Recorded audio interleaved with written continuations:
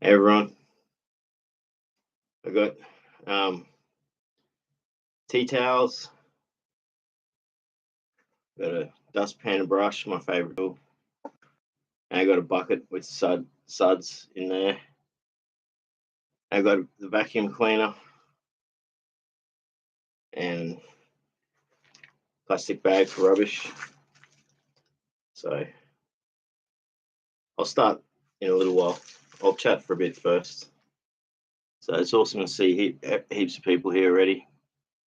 Happy Hermit's here. How you going, Happy Hermit? MJG's here. Awesome to see that MJG. Are you sure's here? Awesome. How you going, MJG? And Cage Pass is here. Awesome. How cool is that? So awesome to see you all.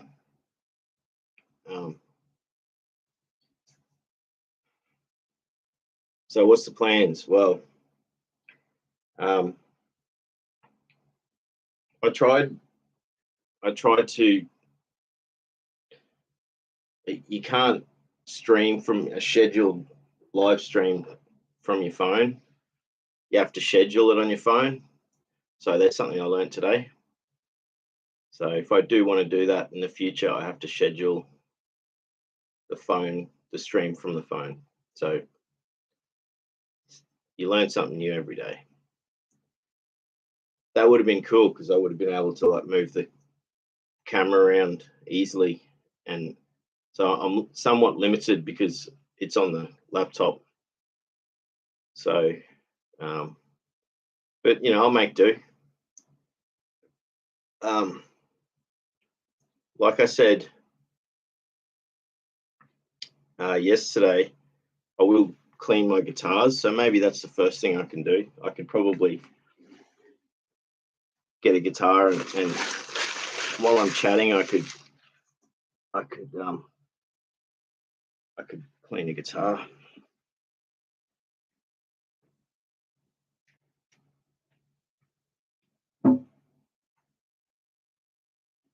This one's easy because it is got no strings on it, and I've taken the frets off.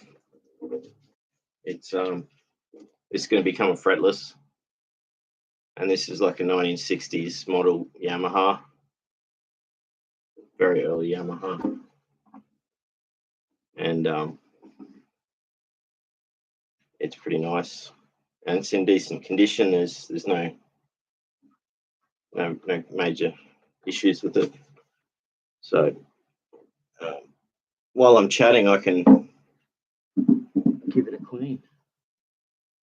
I'll get my bucket of water. So I just use soapy water for cleaning guitars.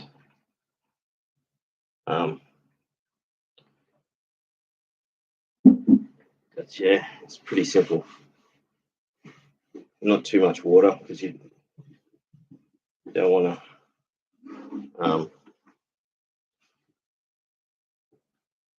to cause any cracks, but a bit of moisture is fine.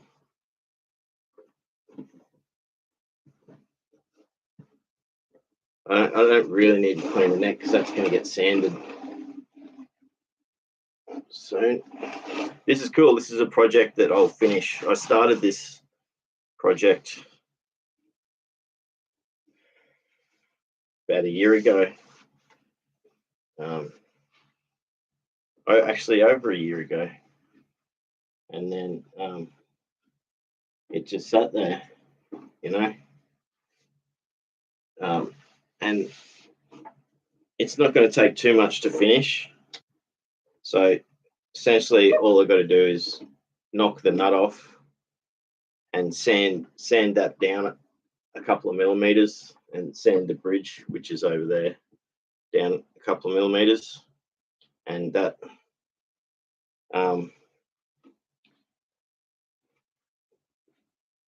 because when you make a fretless, you don't have the frets, so you basically sand it down to the equivalent height of what the frets were, and I didn't check that when I didn't check that, so I'm just going to rough it. You know, the problem is if you go too far with it when you sand it down, you then get buzz. So, and then if you don't sand it down enough, the action's too high. So you got to just sand it a little bit. This one was easy because there wasn't much to do, but it sort of shows you the scratch. You can't really see. Look how nice that looks. You know, just a bit of, you know, you can see that's where most of the damage is there. But if I got some oil and filled that in, you wouldn't know. And there's a mark there. That's it. But this is a solid guitar. You know, it was an early Yamaha. That it's an actual solid top. When you feel the inside, you can feel it's solid top. So that makes a big difference. So most cheap guitars are laminated or not laminated. They're just made with a what do you call it? A veneer. And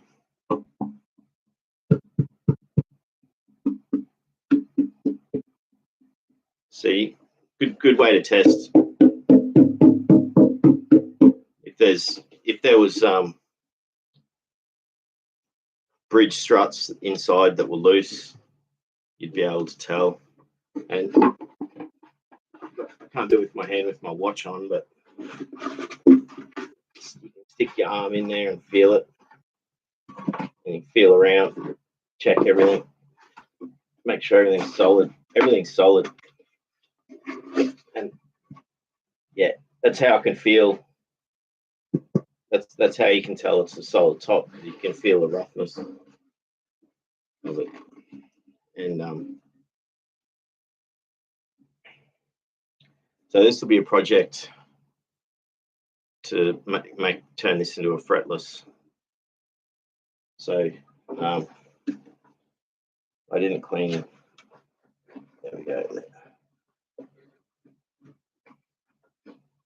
So how's everyone going? Like, everyone's saying hello to each other. Aisha says, okie dokie. Yeah, that was when I said I'll be starting in a few minutes. Aisha says, good to know I'm looking to get a microphone for my phone. Moments recording my cats and the water. Awesome. Yeah, exactly. So this is the Rode ME-C. So it's USB-C. That's what it looks like. And so you can plug it in that way so it's facing you, you know. You want to record yourself, but if you're recording nature, you want the microphone facing the direction you're facing. And it comes with the windshield, so that's very important for recording sound in outdoors. Otherwise it's unusable, because all you hear is distortion from the wind. And it was $110. So you can get cheaper options, much cheaper options, but Rode's a good brand, and you know, quality sound is a thing. It's not stereo. You can get stereo versions. If you want really good sound quality, get stereo one.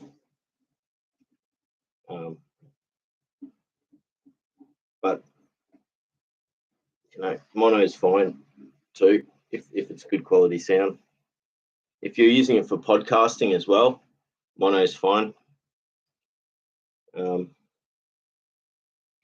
know, again, also if you're using it for podcasting and you're interviewing someone and you had a stereo X and Y, which means you've got the microphones on a 45-degree angle, you could place the thing there and the person could be opposite you and it would pick up both your voice and their voice equally. And if one voice is louder than the other, in post-production, in the editing software, you just turn up the volume of one, the left or the right. And that's something you can do. So first job done, first guitar clean.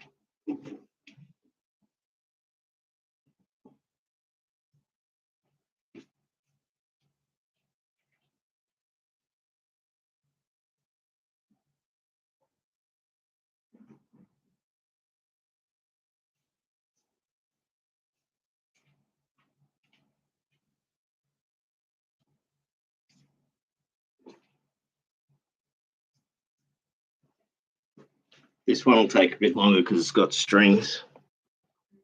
So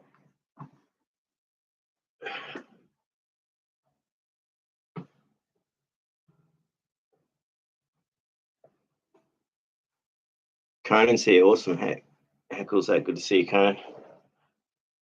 Conan says, wow, guitar, yeah, awesome. I promised a friend of mine that I was going to get back in. I promised lots of people actually that I was going to get back in there. So this is one of my 3 Terada guitars. It's another Japanese brand from the 60s. So this, this is an old guitar. And this brand was the first this is the first third-party company to make Maton guitars. So if you've ever heard of Maton guitars, they're like one of the most famous brands for acoustic guitars. And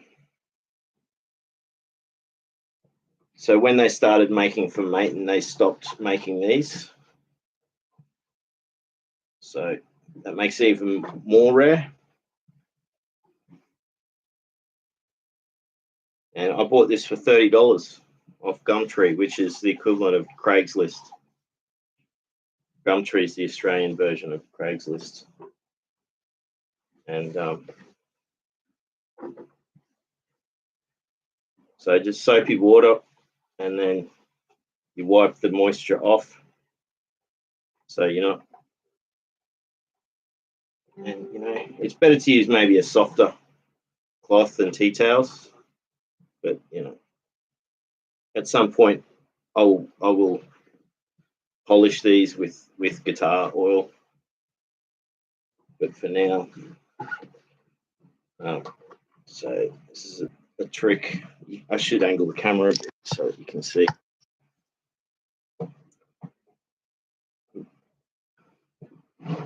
Just put the under the, and then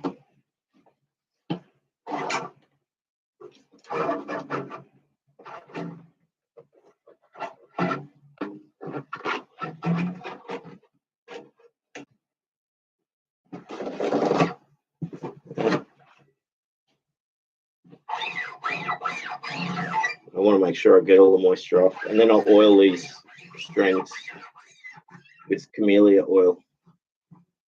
I might even give the guitars themselves a polish with camellia oil, which I don't necessarily have to do today. I can do that at a later date. But this one I've had to do a few repairs, like it was split there. And this was Go Fast will know when if he ever watches this.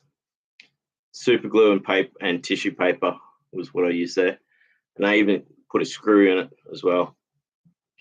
So it's not too badly in tune,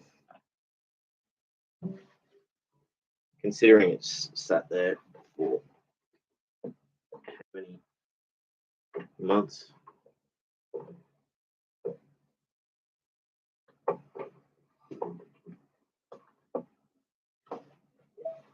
But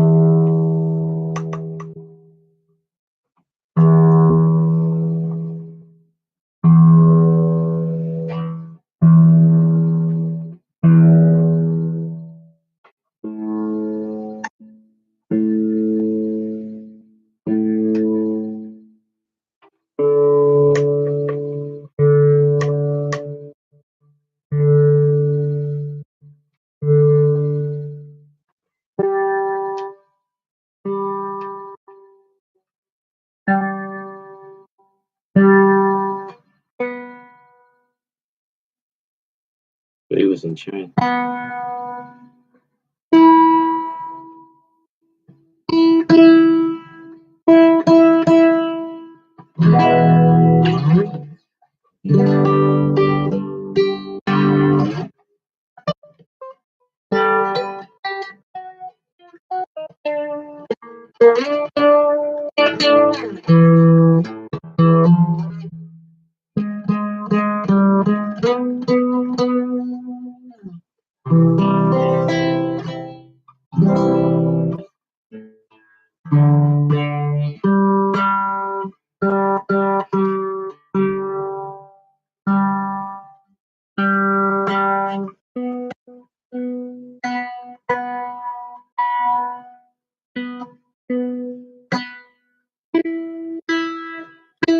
So when you're tuning guitar, I might use a tuner, but then I do it by ear afterwards.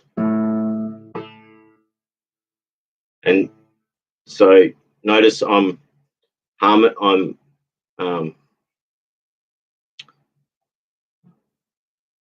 harmonizing on the second string. So like I'm muting it. Instead of doing an open note, I'm actually got my finger over it a bit. Like that. So it makes it easier to get the tune.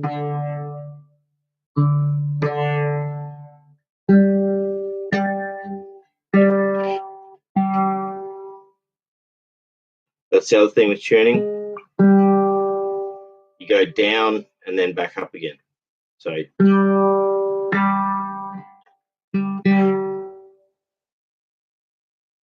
while you're still hearing the other note still playing, see how long it sustains.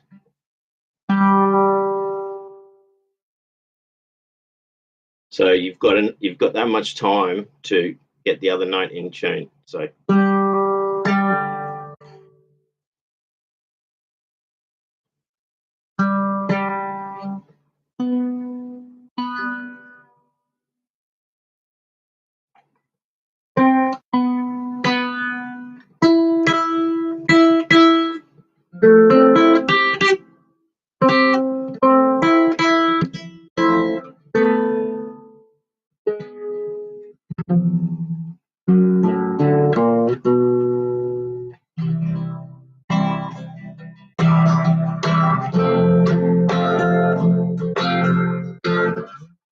So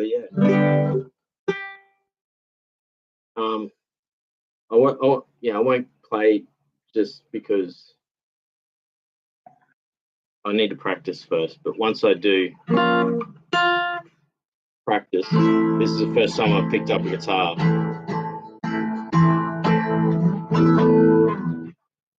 For months.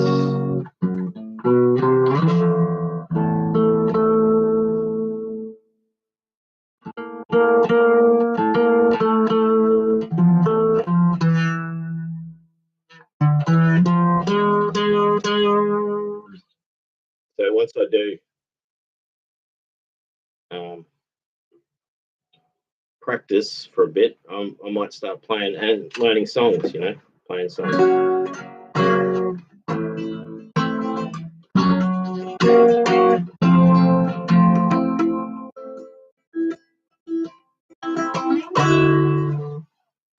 Rather than just doing stuff like that. So,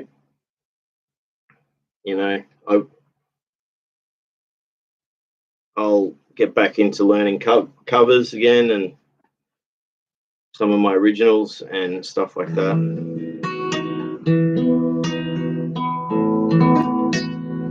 But because I haven't played for so long, I feel uncoordinated and I can't do anything. So it's better I don't play at all. But guitar number 2 is clean. Look how shiny this is. So it's beautiful, isn't it? So again,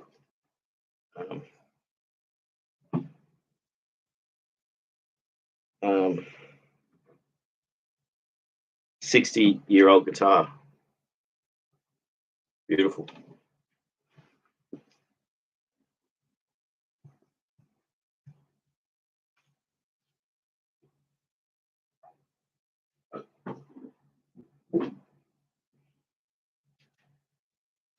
So I've got 3 of these Taradas, and I was going to keep collecting them. And there was a really nice one that was going for sale a while ago, and I didn't buy it, and I wish I did, because they're pretty rare.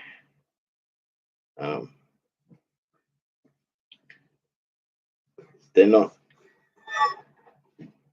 They're seen as good quality, and they've got a beautiful sound, but they're not like. You can get them cheap, because when they were produced, they were mass produced, and the thing is they were really good quality because the company that made them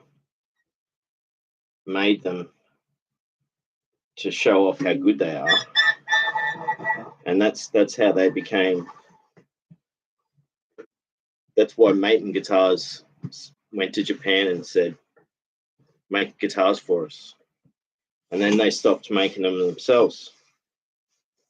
They still made Tarada guitars for a while, but they didn't make They stopped making classical guitars, and they started making Maton guitars, and they made steel string acoustics, and then they stopped making them. So pretty cool. So this was the second one I bought. So the first one I bought it for $30. That first one I had, and it was broken. I had to fix it. And this one was broken as well. Someone did a dodgy. They glued the bridge down, but it still works. And it's got a strange wear mark, but this is a fretless, so I'll show you what it's. But I do have a Tarada that's in basically mint condition. The woman I bought it off, she bought it herself from the shop in 1960 something, and she always kept it in a case, like just a soft case, and the only problem with it was the machine heads were cracked, so I bought new machine heads for it, and these ones have been replaced too on this one at some point.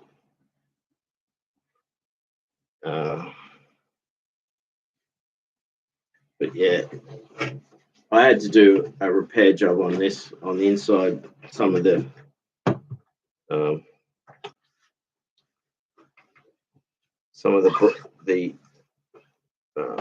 brace timbers were loose, and I glued them back, and I actually made this special strut inside it, which is pressure fit, so it fixed it. It changed the sound of it a little bit as an acoustic guitar. you get the sound from the shape of the body, and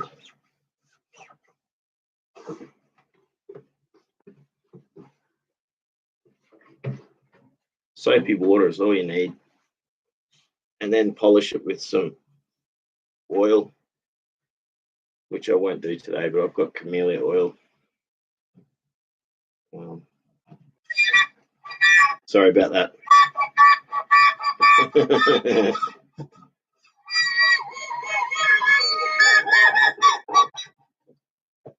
Sounds like, you know, in horror movies. But that's the sort of stuff they do for when they're making horror movies.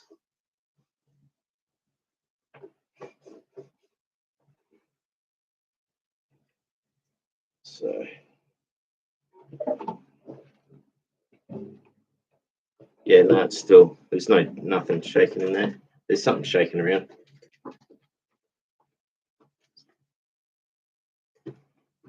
It's come out, whatever it was. Cockroach poo. There you go. Yeah, that little sound that you could hear, it was a little piece of cockroach poo. Because cockroaches obviously love to live inside guitars.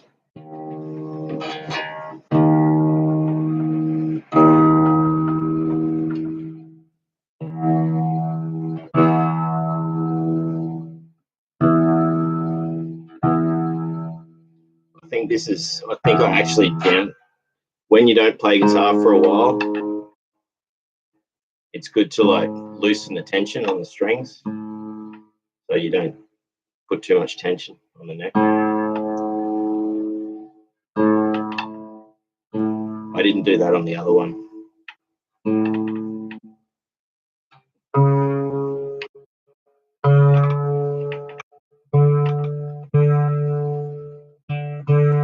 You can hear the buzz. That buzz, that's the guitar. I couldn't get rid of that buzz. And it's on the D string. So that's why when I make that Yamaha a fretless, it will become my fretless I play, and I'll probably stop playing this one so much.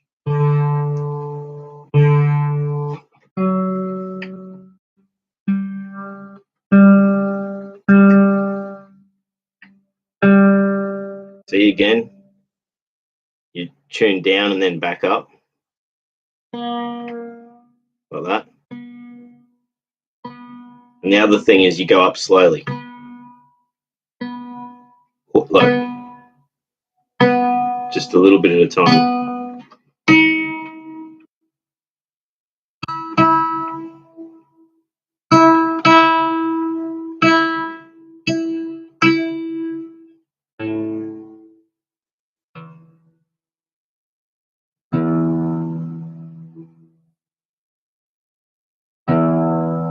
The other thing about tuning is when you hit a note, it goes up in pitch and then it goes back down in pitch.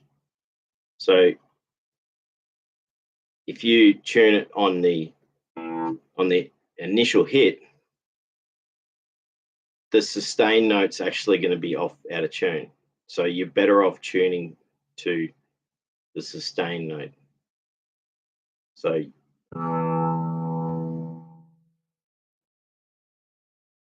what you'll find is like it'll go up in pitch and then back down.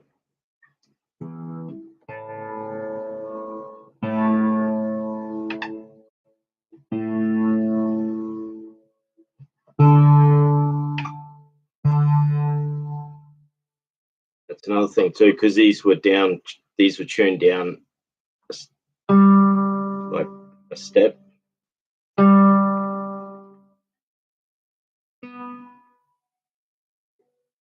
It takes a second tuning to get it back.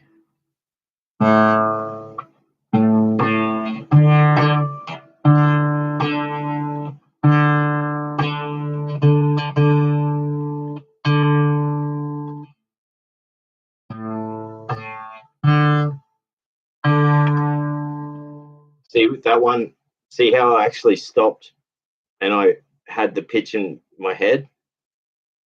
So, and then, so that way I could actually.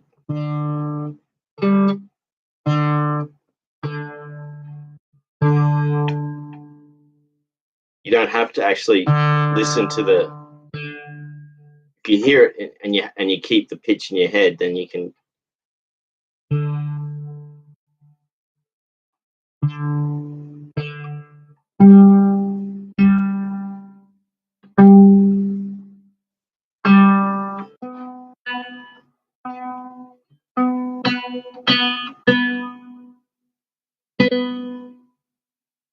The other thing is, you'll hear it, especially with an acoustic guitar.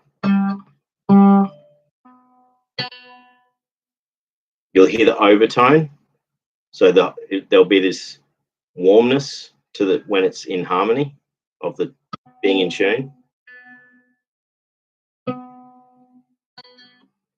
I'll show you what I mean.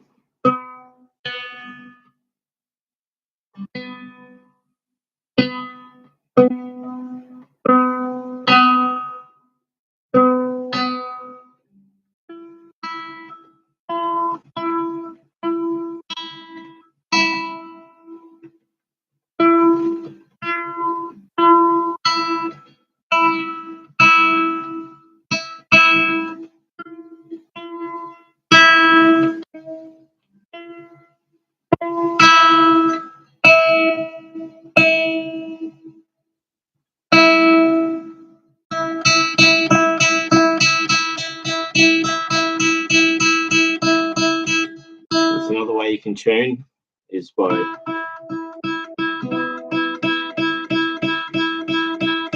when you're doing that, you're hitting the note on the. It's the plucked note. It's not the resonant note. So the sustained note is different because it goes, like I said, it goes up and then.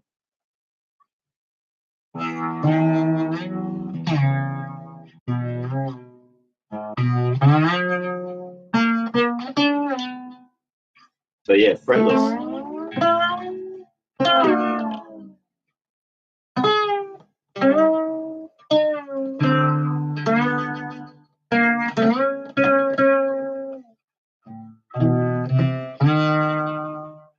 So that obviously with a fretless, you don't play on a fretted guitar. You play before the fret.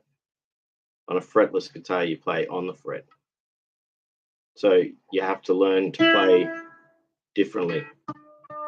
And because I haven't played for ages, but the beauty about it's like violin, you know, or any. You hear when you're in tune.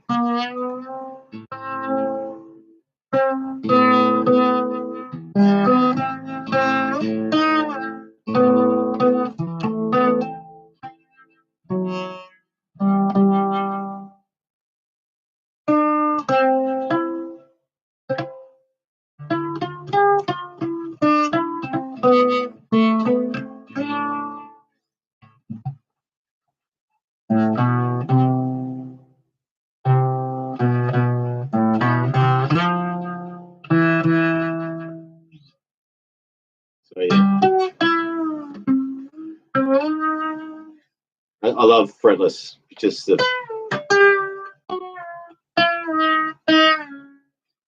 it's very difficult playing chords on a fretless because you on a fretted guitar it's easy to play chords. So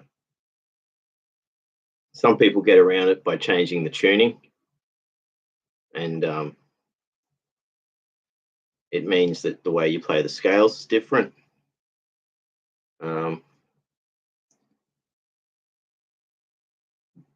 But if this is standard tuning, it means that to play an A chord is very difficult because you've got to. It's very hard to actually get it. So it's easier to like cheat and just cover it. But then on the A, that's an open. So it's very hard to actually do that and have that open.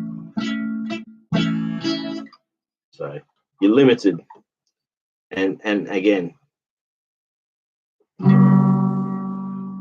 so it's very hard playing chords. So you often play different types of chords.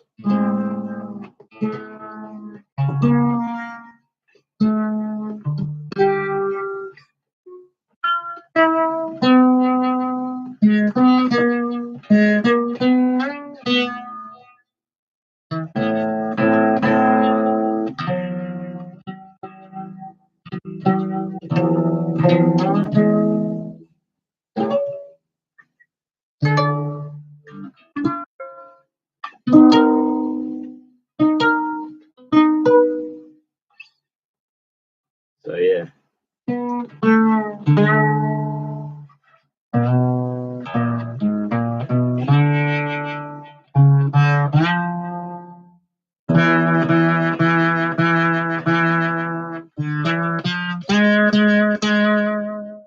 So yeah, you can play more Middle Eastern and Asian style sounding stuff. So you know, it was a Turkish guy who first made a classical fretless in the 60s or something, and the best fretless manufacturer in the world is a Turkish company. If I had the money, I'd buy one from them. They make beautiful guitars. But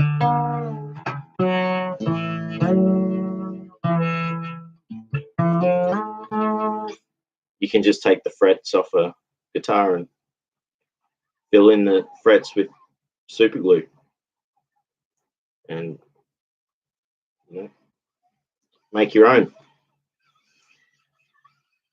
So I haven't oiled this yet. So this, but the strings, these are still good. These strings are still good.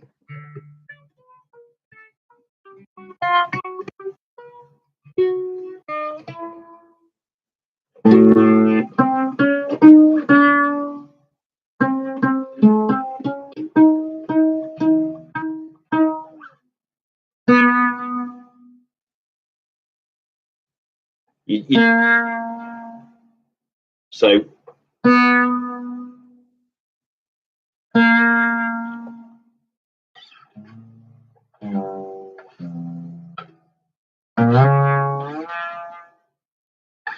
you know, you play differently. It's a different way of playing.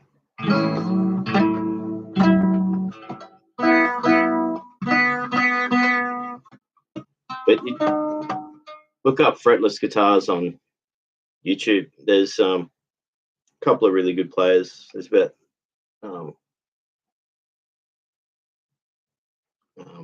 Cenk Odregen, I think his name is, Turkish guy. He's one of the best. And there's an American dude, I forget his name, but he makes lots of shorts. So there's shorts of him playing, and him playing all the different scales. He's really good, and he's inspiring too, because when I do get back into it, I will learn.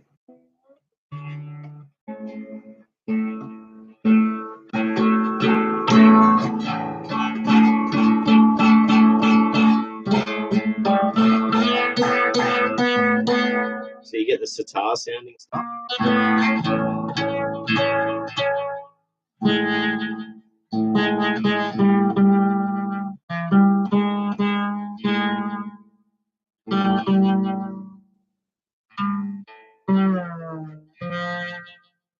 And it's microtonal, you know. You can't do that on a normal guitar. So it's like a steel guitar.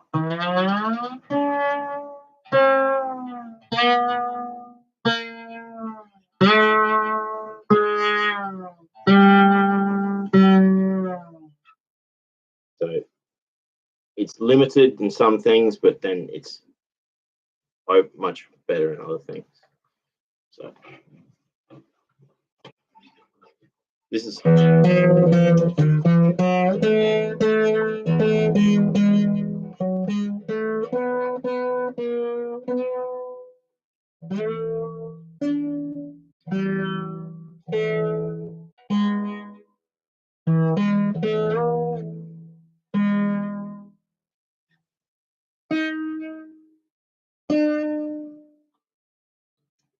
yeah, this is normally how I play, is sitting cross-legged, not cross-legged, sitting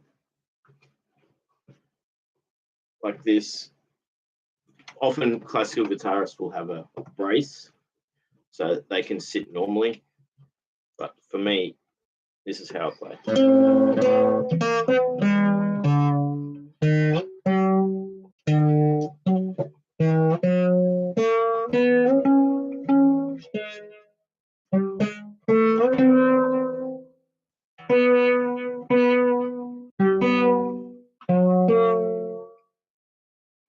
And you got all these on, so you can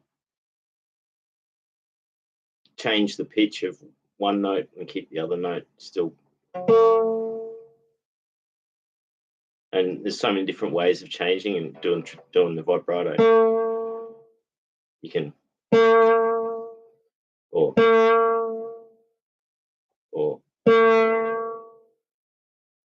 you know.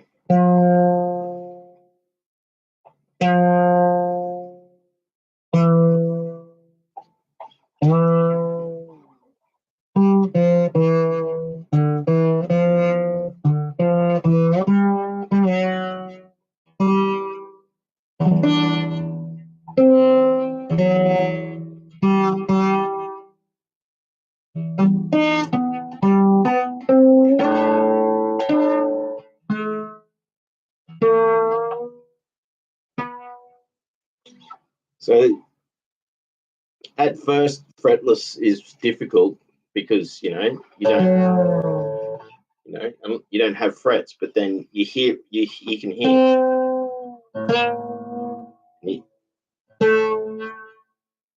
and you have a bit of leeway. So if you're not exactly on the note, you can bring it back to it, or up or down, and you can use pressure or you can slide. So yeah.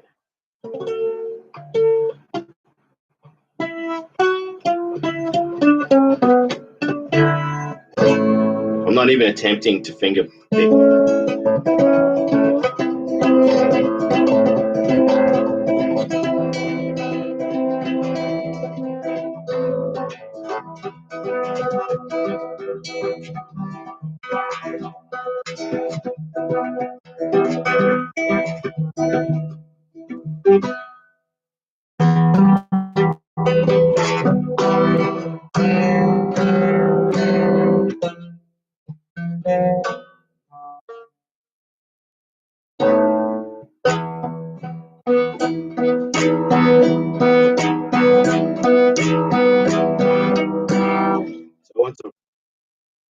That's why I've been playing today. All I've been doing is very simple stuff.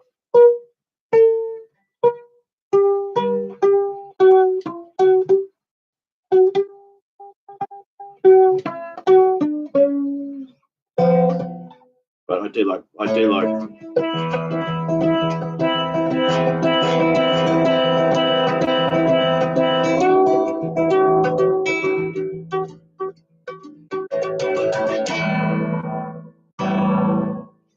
Yeah, my style is got a bit of flamenco sound, bit of, and again sometimes I play like this, sometimes I play like this. This is better for being.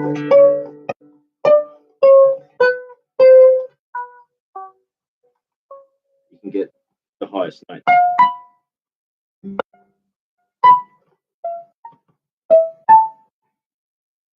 So that's, if you play like that, you can't really do that.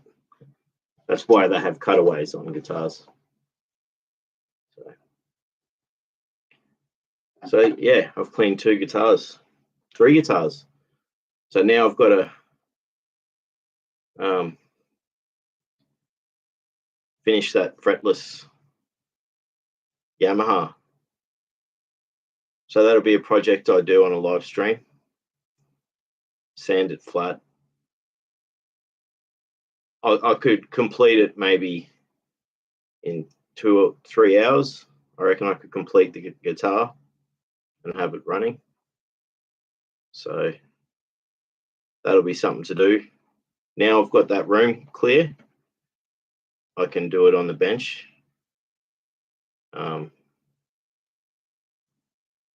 So that's going to be fun.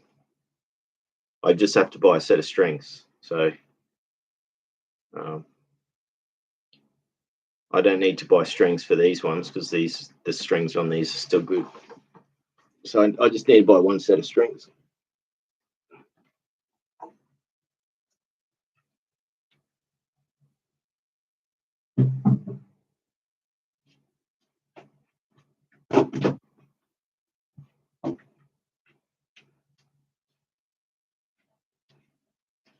Yeah.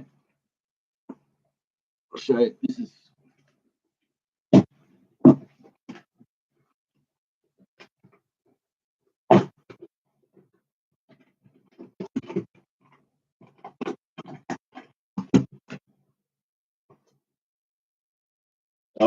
this smells brand new. So this was mint condition from the 60s. It smells like a new guitar. It's probably in tune. It's not. But yeah, this is the only thing I had to do is put new headstocks on it, which has made it really nice. They're really nice ones. They've even got camellias on it, and it's a Japanese guitar, so it's fitting that the motif is that.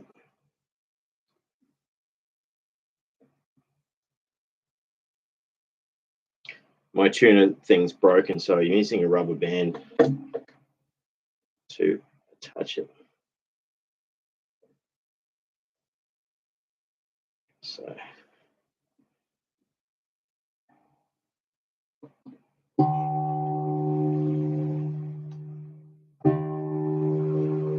I did tune this down before I put it in the case.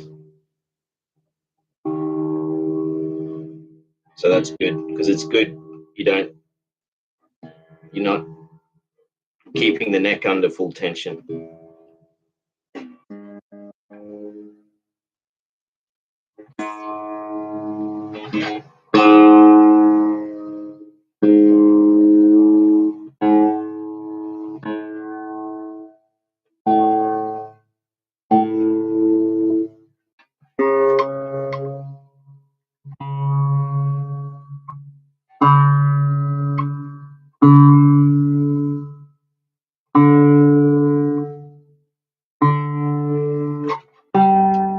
I'm just going to get these close.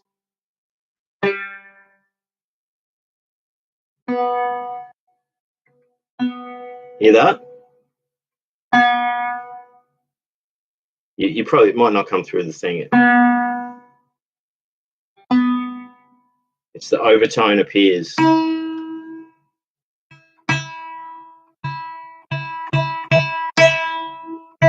There, you hear that? That's when the notes are harmonizing. So I'll just get the E again.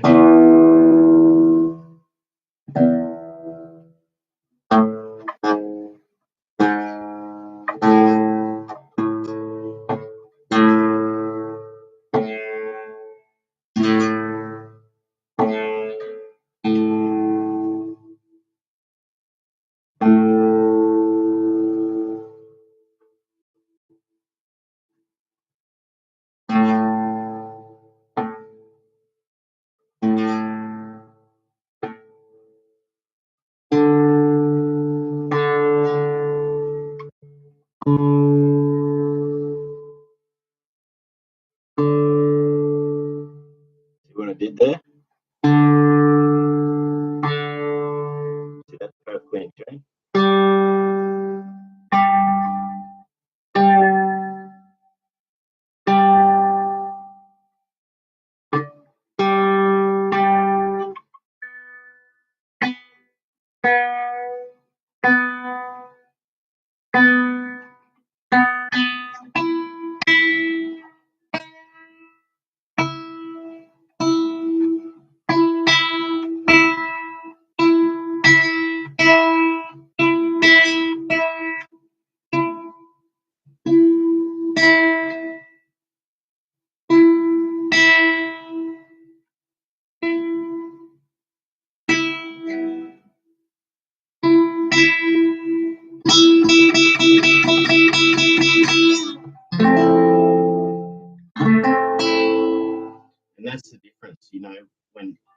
If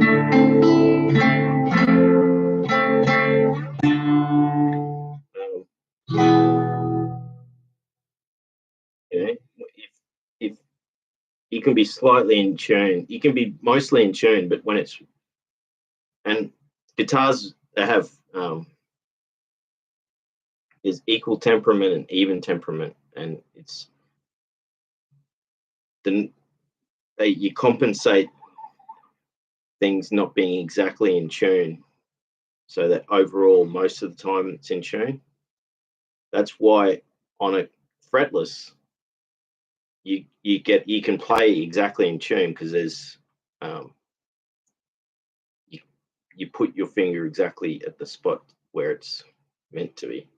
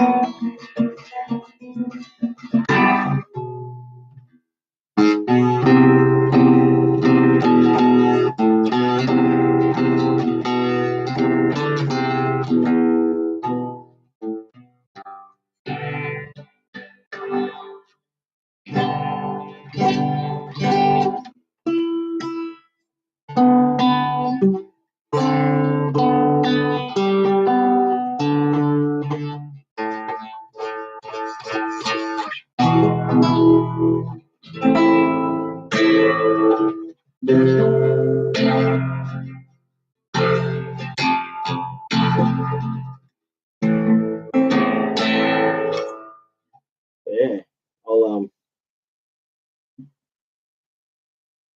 yeah, this is in. I don't have to clean this because it's been in a case, and it's got very, very little wear.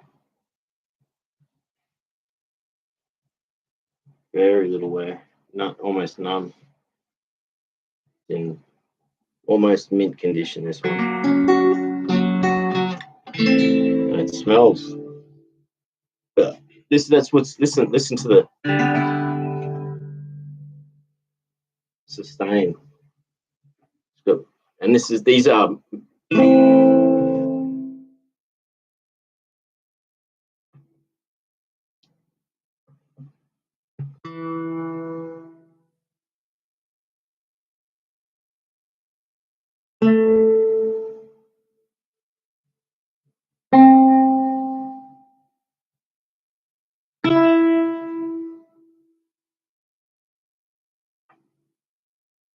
are regular tension strings. Those other two guitars have got low tension strings, so these will resonate longer, but they're harder to press down because it's more tension.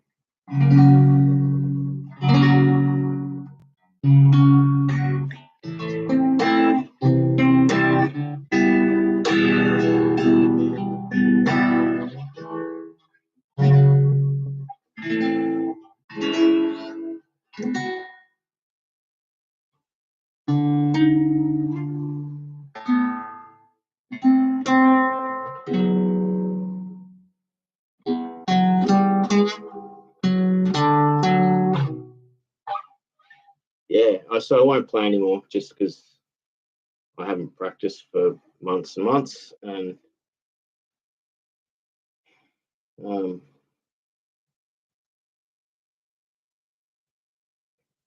yeah, I take a lot of pride in see how nice and neat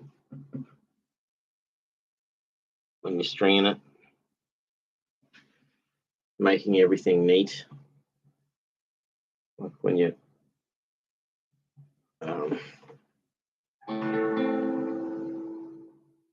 but yeah, beautiful sustain in this guitar.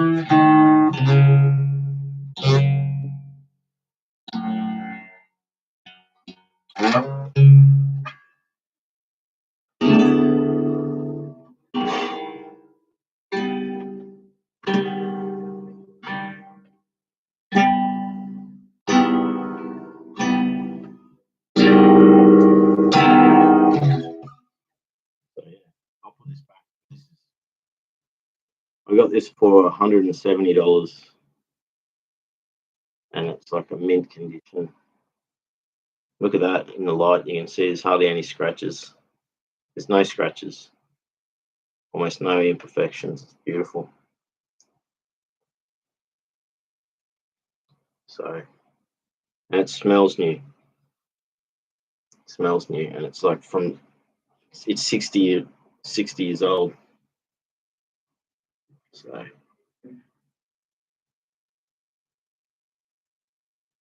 not bad.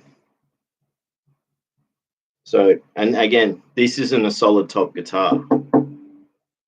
So for a guitar that's not solid top, it's got a pretty nice sound. So like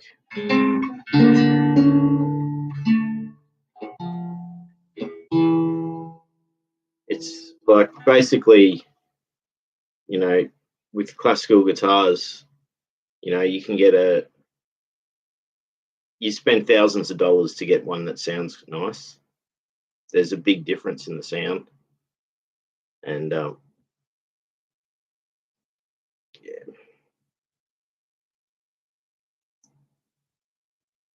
these ones are sort of, they're rare, but they're not. They made lots of them, but then, you know, they're rare, very rare to find ones in this condition.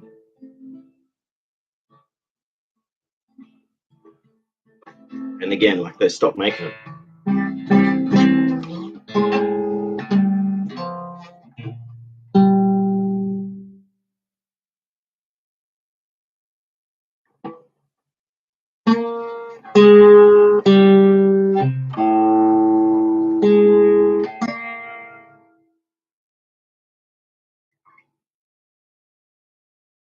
Yeah, that's sustained. Like you can't hear it there, but if there was good microphones, you'd be able to hear.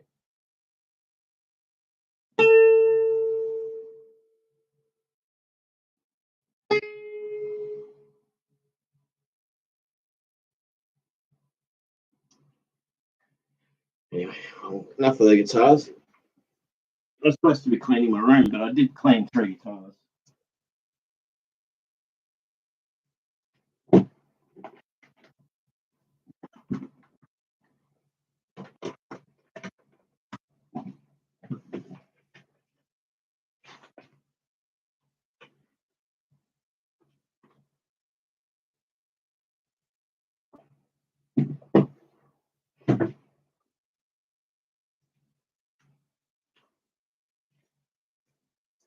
So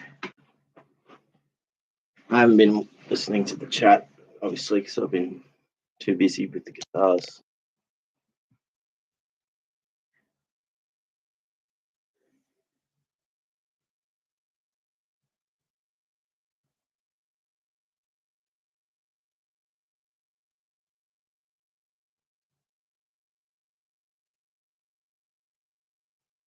Awesome, perfect work stream. Thanks, Leg, says Conan. Yeah, I did some work. I cleaned some guitars. Cage Pastor says, I love cats. The cat distribution system visited me 4 months ago. Yeah, look, yes. I got this one out before. It's Marv's. Chilling on the bed.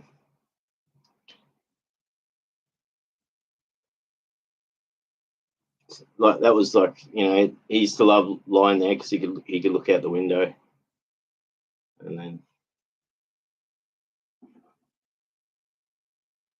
so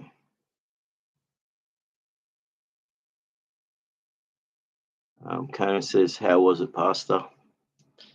Yeah, this kitten still had her umbilical cord when I found her in the gutter. Somehow we made it through. She's my baby. Conan says, oh, that's cute. Good to see you, Luke, says Conan. Yeah, good to see you too, Conan. Are you sure? Says Cage Passer. That's beautiful. It is. She rescued this kitten and found it in the gutter, and it was like fit in the palm of her hand. And now it's like,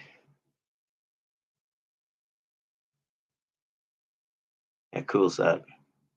makes me want to get a kitten, but like I can't right now. And then I'm intending to maybe, not travel, but like be able to be free to go away for a couple of days at a time next year sometime. And so it's not the right time for me. And but I did get approval to get my national parks license for doing the nature walks, and then I went to go fill out the forms, and like it just kept glitching on me, so I got to wait until they come back from holidays to finalize it. So that was sort of upsetting. Not really. Just, it's good when you go, oh, I've got the money, now I've got approval, I can do this, I can finalize this, and then you go through. Maybe I'll give it another go later on the computer. It just nothing seemed to work. You know how computer forms, you got to fill out this stuff, and it just wasn't doing anything. So maybe I'll just give it another go and see what I was doing wrong. Or I just wait a week and then they'll help me.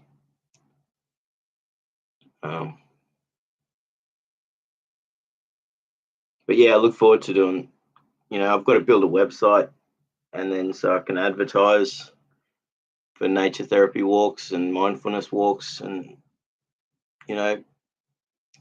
spotlighting, going for walks in the forest at night time. So I've got to buy a bunch of torches to do that, so that I can supply everyone with 3 torches, just so that they feel safe, just in case they get, even though when you take people on a tour, everyone's together. I just have this thing, if everyone's got 3 torches, so 1 big one and 2 compact ones. So I'm going to contact one of the torch companies and say, can you do me a deal? Like, you can't see my torch now, but it's lighting up the back. It's awesome. It's a lead lenser. It's really powerful, and it lights up the whole, at night time. And it's a decent size, but it's like, yeah, pretty bright. I think it's 2000 lumens or something.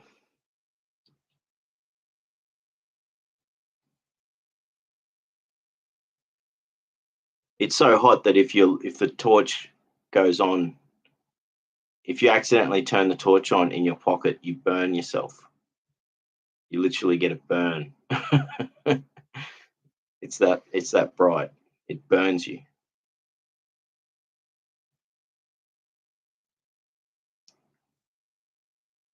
So I don't think it could start a fire, but it's close. It's like almost, they call the brand called lead lenser, which makes you think it's like laser, but it's not a laser. They're pretty powerful. But yeah, I don't know. I need to get torches, and I need to get a deal where the torches are cheap. I just heard my tablet in the next room go off. So someone sent me an email.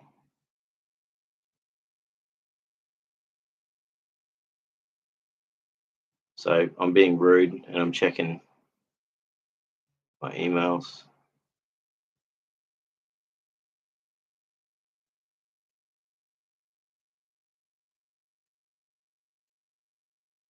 It was from Joe Hughes. I wanted to, Joe Hughes is an Aussie guy who has a company called 4BB Horses. And what he does is he goes and rounds up wild horses out in the bush that are feral, and brings them into a property, and you learn to, horse whispering. You learn to gently train the horse, and using the horse whispering technique. And they only cost a few $1,000s. So like, and most of that, and that comes, and that most of that's including the like all the injections and vet stuff. And I had a dream. I'd love to have a horse, but then I need to have agistment, and I need a trailer, and they do cost money. You got to have money. I don't have money. If you have a property and you're lucky, horses cost you nothing. They eat grass. If they don't get sick, you can have a horse for like 20, 30 years or whatever, and it doesn't cost you much. Just, but you need to have like a couple of $1,000s sitting in a bank account always, just for vet bills, just in case. So I don't have any money, so I can't do that. But it's a dream. One day I'll have a horse, or 2 or 3 horses. And but yeah, that was the email from Joe Hughes. So they're really cool. They do equine therapy, so like helping people with PTSD and CPTSD and depression and stuff, by becoming a horse owner, and going through the process of, you go on a retreat on their property, spend a week there, and you pick out your horse, or you let the horse pick you, and then you train it, and you go there with no experience, and in a week you're riding a horse that is your horse, and it's fully trained, and it's amazing how quickly you can take a wild animal and completely, and it's not by coercion, it's by trust. It's all about establishing trust with the animal and knowing the body language, and because they're pack animals, and yeah, it's amazing. Check out their website or their YouTube channel, 4BP Horses. They're awesome. He does some amazing stuff, and yeah,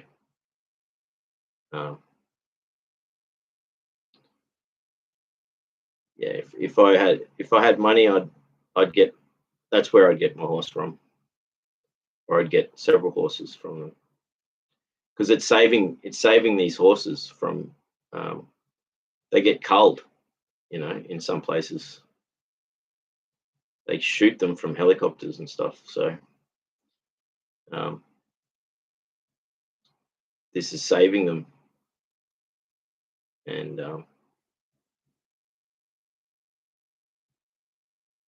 yeah. So that was the email I got, and it just reminded me of how much I want a horse.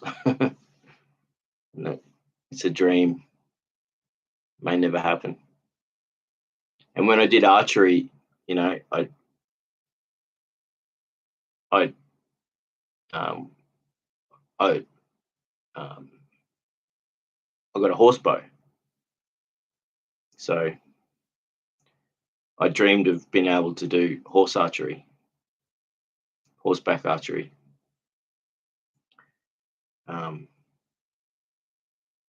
which would be even cooler. and they have competitions over in Hungary. It's pretty cool. Check it out. Um, there's a few places in Australia where they're starting. They do have competition now in Australia. There's people doing it. Um,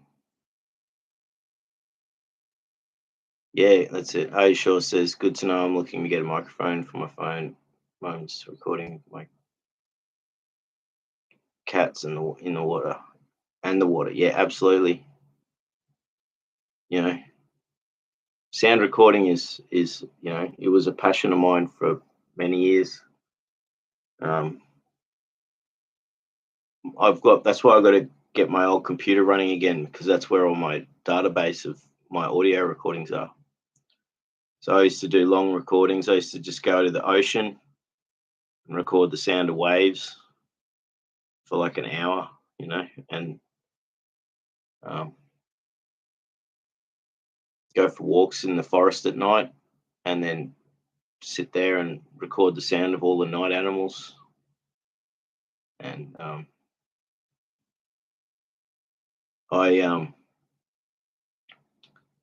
it's on my SoundCloud.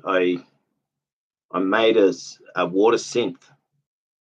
So I recorded water, the sound of streams of water, waterfalls, all different. So there's like 30 or 40 different water sounds.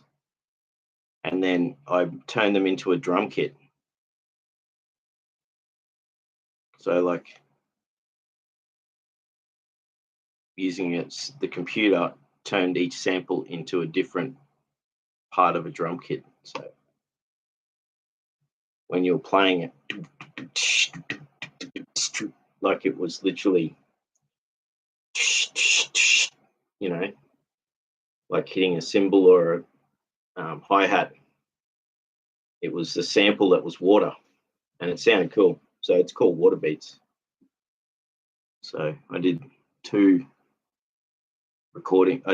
tracks, and I was going to keep doing, but that's when I stopped making music. So I'll get back into it.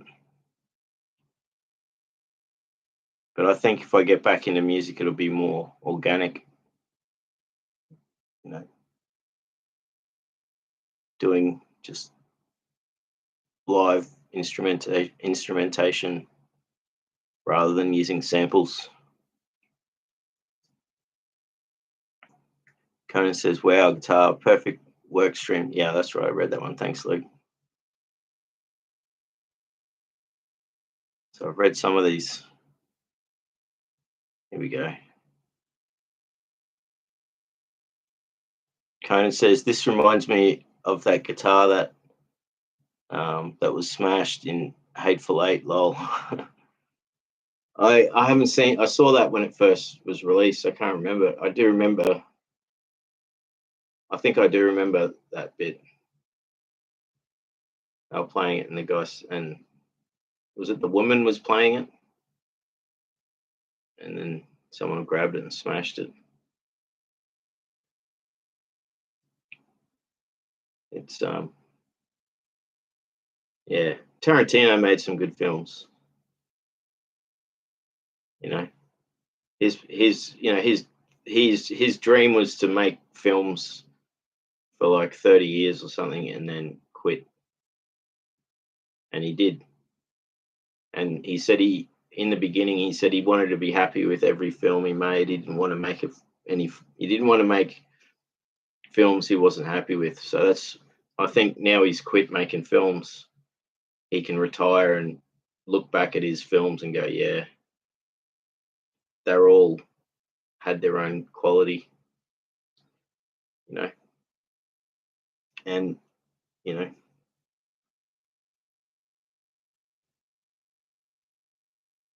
it's not like they're the best films in the world or anything. They're just good films.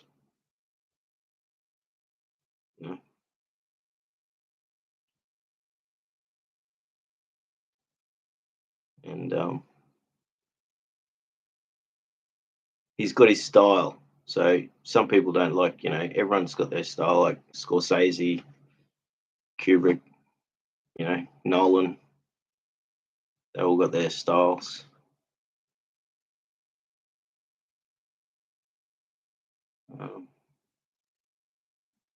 But yeah, I'll have to go back through because I haven't seen that movie since it was released. So it'd be good to watch again.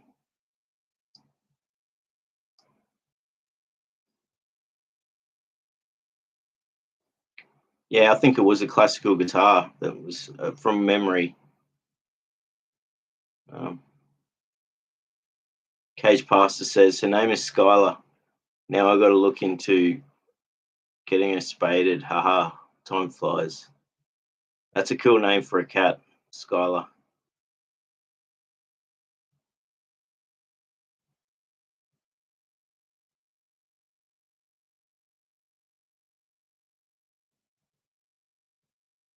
Conan says no, haha. That's it. Yeah, I think. Well, otherwise she's going to end up with kittens again. So that's the thing. Conan says she's an old gal for sure. Certain twang to those. Yeah, exactly. Yeah, that's the thing. Classical guitars, like all acoustic guitars and instruments, they develop sound over time. So as you play, the more you play, the frequencies go into the timbre and they get stored in the timbre, and the timbre changes, and it develops its own tone over time. It's a real phenomenon, that a brand new guitar sounds brand new because it hasn't had the frequencies being played into them. It hasn't developed. So it's interesting how it works. It works on some level where it must be affecting the acoustic properties of the timbre, and I don't know the science behind it, but yeah, it's definitely a thing. And it's more so with acoustic guitar, or rather than electric instruments, don't do that as much, but they still do it, but just not as much. I've still got one guitar to clean. I got my 8-string. I haven't cleaned that. That'll be nice to get back into that as well.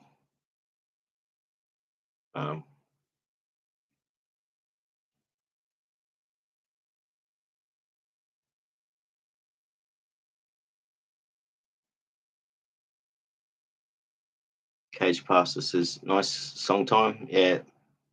What song? Yeah. So I didn't play any actual songs. I just sort of played a few notes. I got to practice first, but when I'll get back into playing covers, and I'll play the odd song. Once I've got back playing again, I've got to start practicing and playing every day, and then I'll feel comfortable playing.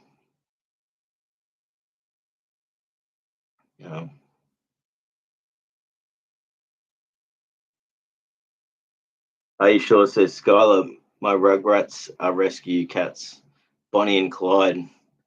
Now, what awesome names for your cats, Bonnie and Clyde. They're cool cats. Cage says, I always pop my strings when I try, lol. Yeah, that's a common thing that people do with guitars, is they keep tuning them, and then they go over the octave, and then they break strings.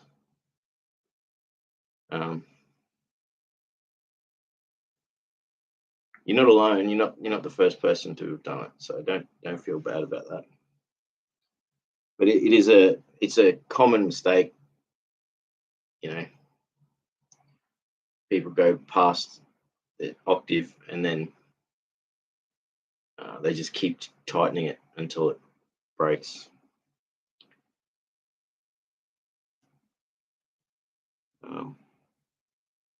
This is good. I was in a really sad mood before this stream, and then I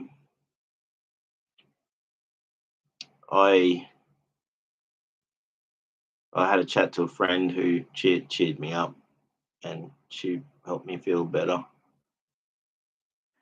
And I've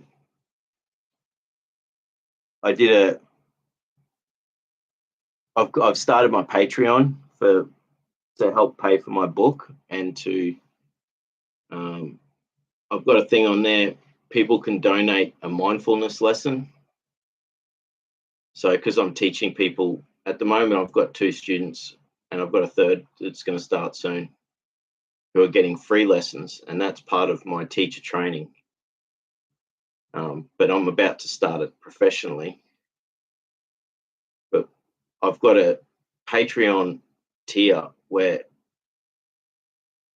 someone can subscribe to it, and it means that once a month they donate a mindfulness lesson so that I teach someone else for free. I take a pay cut, so I do like a 1.5 to 2 hour lesson for $100, and then and it might even be longer. It might be 2.5 hours, but 1.5 to 2 hour lesson and I get paid $100, and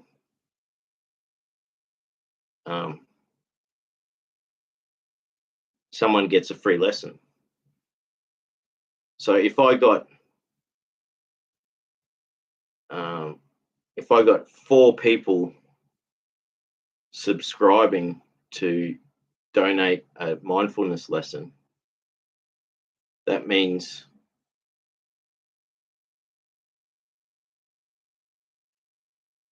I could take on a new student every 6 weeks and do a 6 weeks mindfulness course with someone. And the idea is that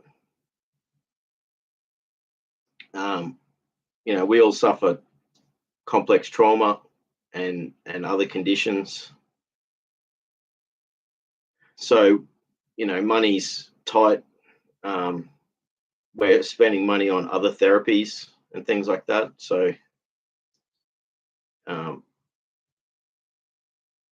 would have a thing if this worked, if I got people subscribing to it, if I got 4 people subscribing to this, I would make a website where people can sign up for free lessons, and they've got to say, yes, I have complex post-traumatic stress disorder, or something similar, and this would really benefit me because I want to learn mindfulness, but I don't have the money.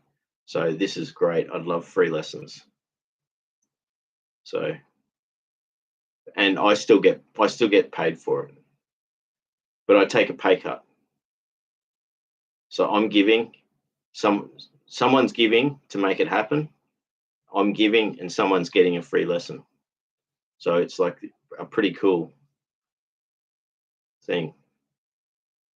So, it might take a year or so for that to actually get to the point where there's enough people subscribing to that so that can happen. But it would mean that each year, roughly eight people would get to do a 6-week mindfulness course for free.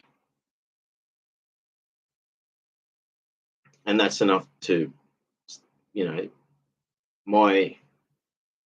think in my 6-week course plan, it's enough enough of an introduction so that the student can then go on and keep teaching. They can teach themselves more, and they can. I've also got a tier 2 on there. I think it's $10 a month.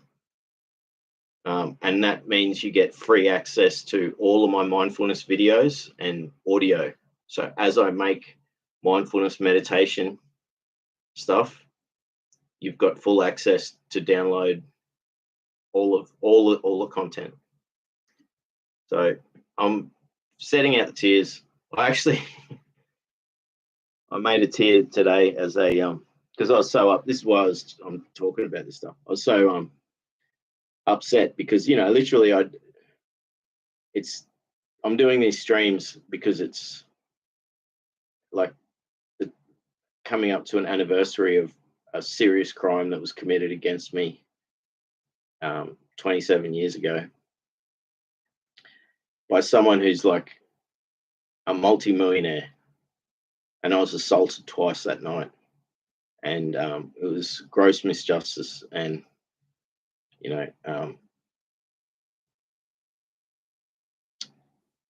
this guy's a multi-millionaire, and he did a really heinous crime. He got away with it.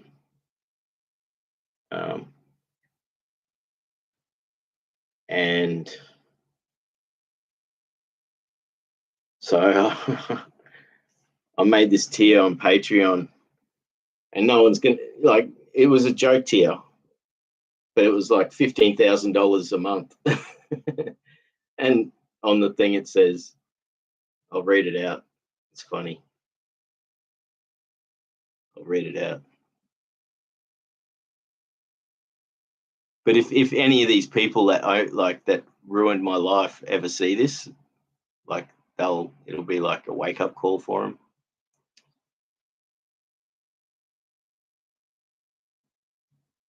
Now, this is what I can't work out with Patreon, is to actually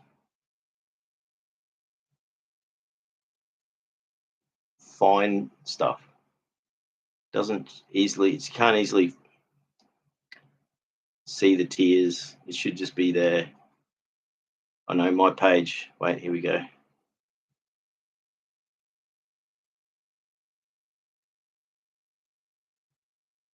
No.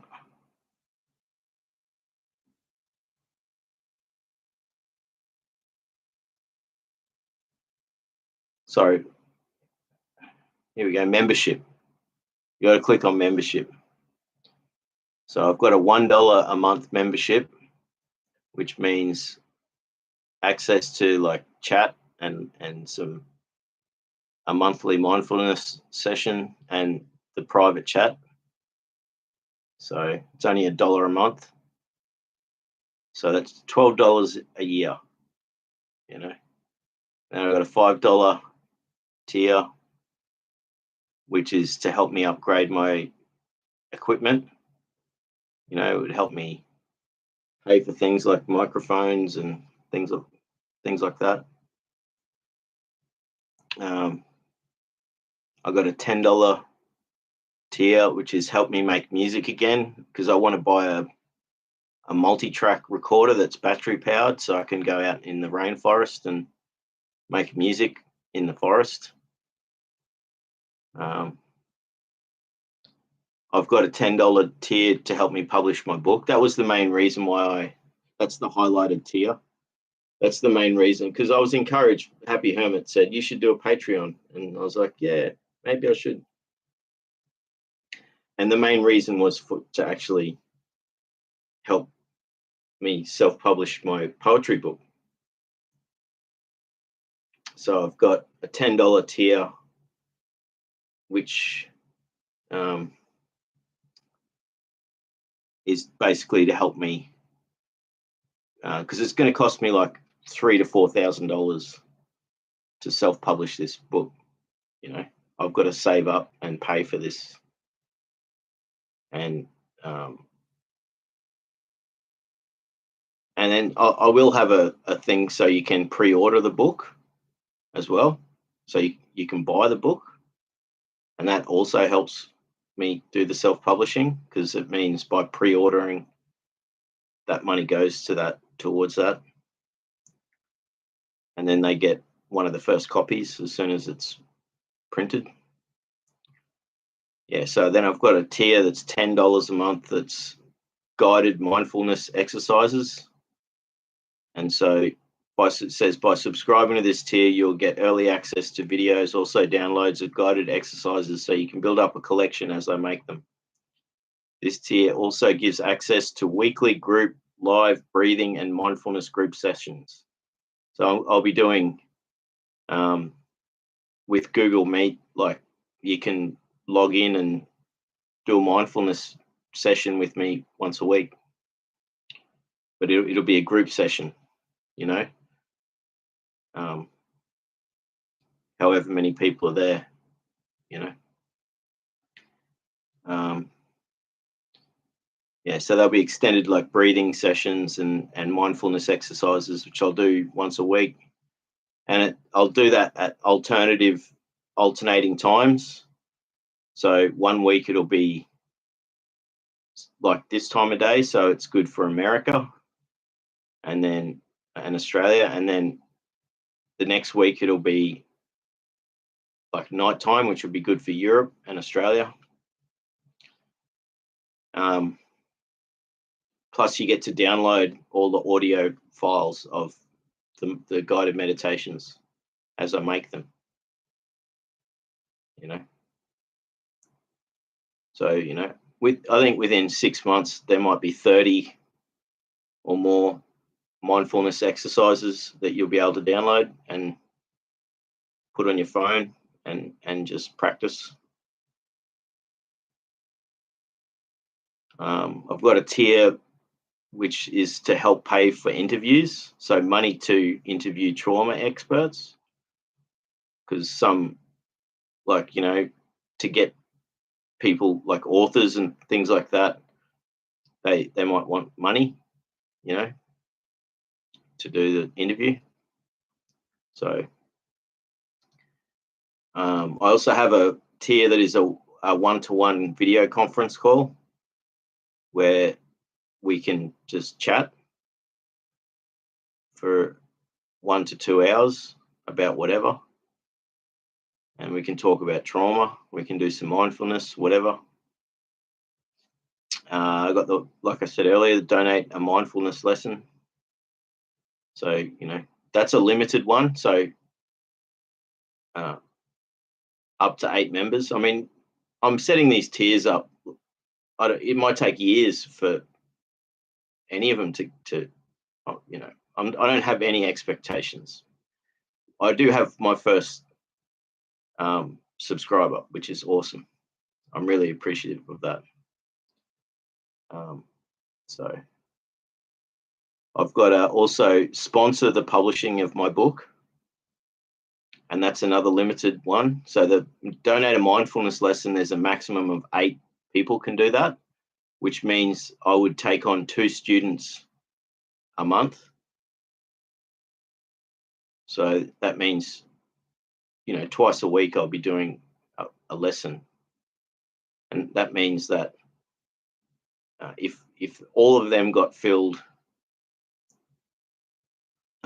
then there'd be about roughly 20 people getting to do a mindfulness course for free, which is really awesome, because like I said, therapy costs a lot of money. People are already spending money on going to see psychologists and others, you know, somatic therapies and all these other things. You know, people that are in a good financial position might go, I'll do that. I'll donate a mindfulness lesson so someone else can have a free lesson, you know. But yeah, I've got to sponsor the publishing of my book, and so there's 6, maximum of 6 of them, and anyone who does that tier gets printed acknowledgement in the book, so they get a big thank you printed in the book with their name, you know. Then I have major sponsor for self-publishing. So I don't know what I said for that. Major sponsor would they would receive a special acknowledgement, and they would also receive a package of signed books, and they would also receive artworks. I'd send them a box of art that I made as a thank you. And the joke one that I did was, because this could, like, if for the crimes that were committed against me varied, and they span from when I was a child to when I was an adult, and so there's about 6 entities that are responsible for damaging my life, and any one of those 6 people I could sue or take to court for compensation over, and I haven't, and I probably will never will. But I do get tempted from time to time to do something about it, considering how much my life's been destroyed. But I have to just face the fact that I'm alive and be thankful I'm alive, and make do with what I have, be grateful for what I have, and actually build, like, I'm building this mindfulness business myself from the ground up, sort of thing, and I'm investing in it, and it's going to take a long time actually for it to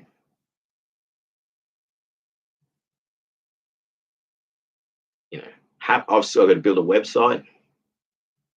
I'm paying $20 a month to Google so I can do the video conferencing and the web hosting, and calendar and forms and all that stuff. So that adds up over a year. So that's like $240 a year. And then I got my insurance, which is $260, and then my national parks license, which is almost $400. And then, so I have all these costs before I even actually get my first client. But hopefully, the idea is that I build a website. I started a new YouTube channel called Falling Leaf Mindfulness, and I'm going to put specifically mindfulness meditation videos on there, and that will hopefully bring people to my website. I'll advertise on that channel for me to do one-to-one mindfulness training via the internet. So in an ideal world, people start booking me to teach them mindfulness. They might discover me through my Falling Leaf Mindfulness YouTube channel or through here. But, like, I'm going to use this other channel to just have mindfulness videos and to advertise the one-to-one lessons, and then have a website which has the calendar and booking integration. And in an ideal world, I would get enough people wanting to learn mindfulness to actually pay for me to live, and I can do it over the internet. I like I'm going to do the nature therapy stuff, take people bushwalking and do mindfulness in nature. That's going to be very difficult for me to actually get clients, I think. Even though I live in a city where there's like 2 million people, I think there's that many people that live here. I'm going to look that up. But basically, no,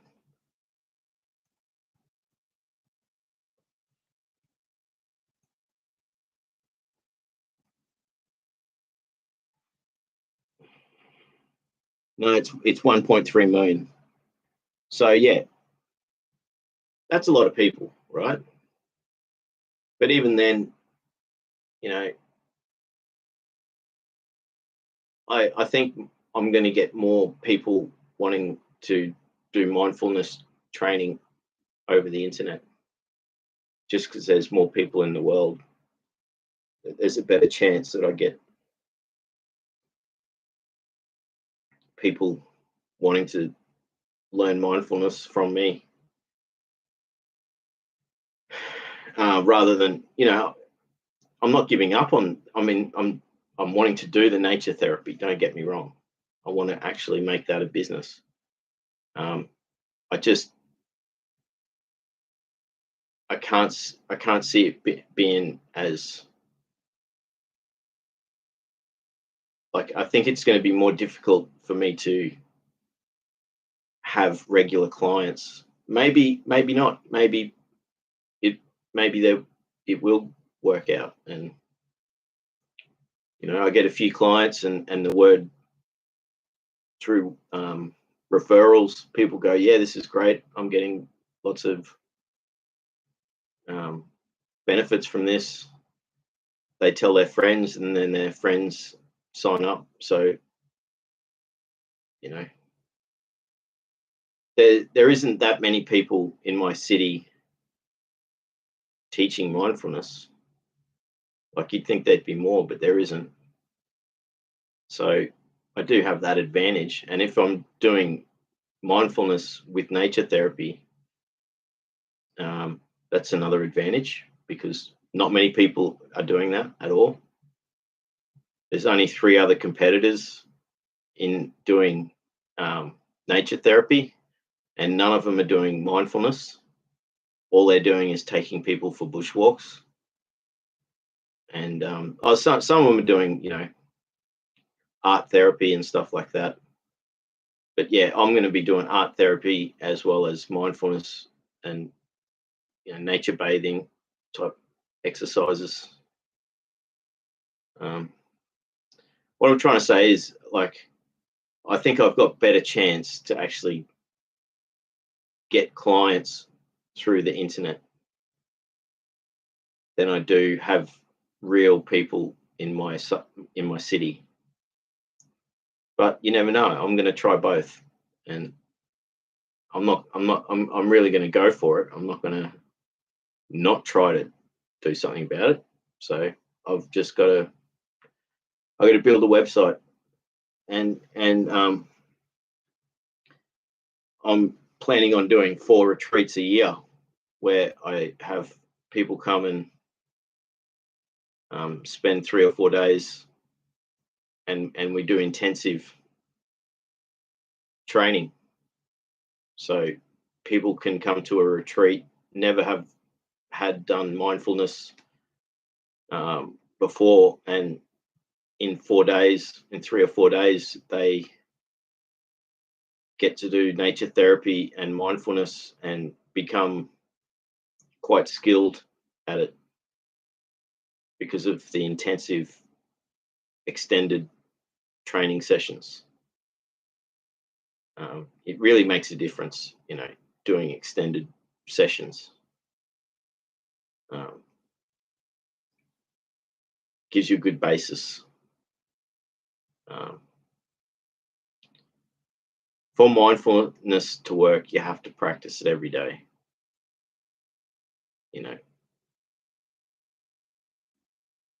half an hour is okay, but if you can practice it for an hour to 2 hours a day, that's when you actually, it's like anything, you know, playing guitar, doing martial arts, artwork, you know, if you do it for 2 hours a day, you're going to master it, and you're going to see massive results.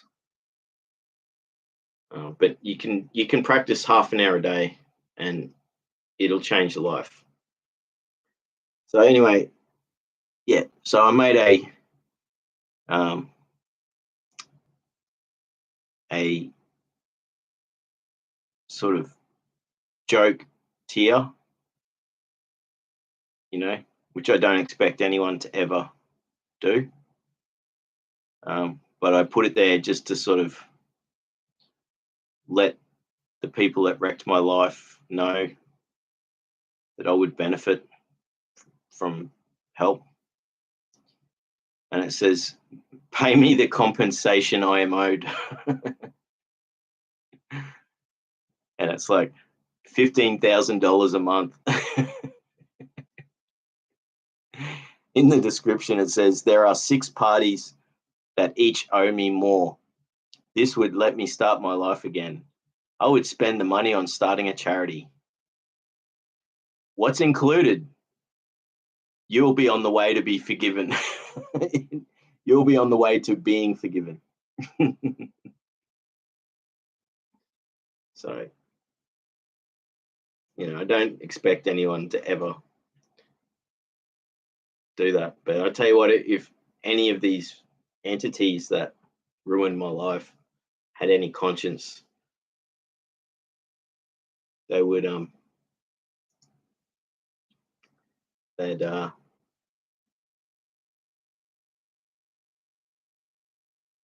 sign up.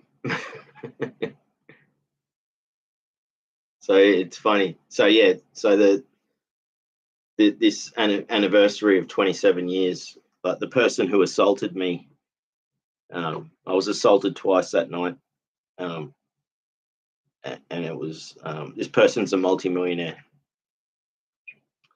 and so if he ever sees this,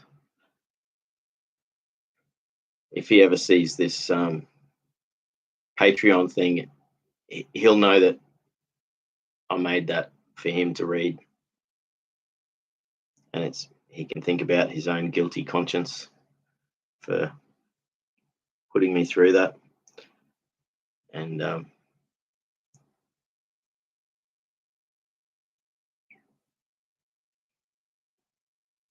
you know, at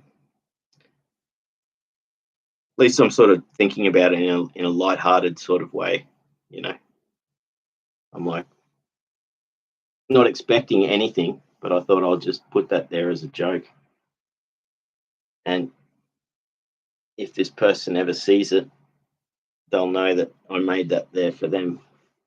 And it's not just for one person, like I said on the thing. It's like any of the 6 entities, because that's the thing, is my trauma comes from institutional and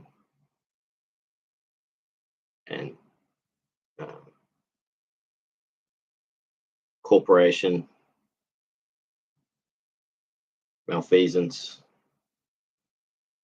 and yeah, personal assault from someone who's actually a multimillionaire, and he got away with doing a horrible crime. And that's why I'm doing this healing stuff over the next 6 days, is to clean my room, which I cleaned some guitars at least.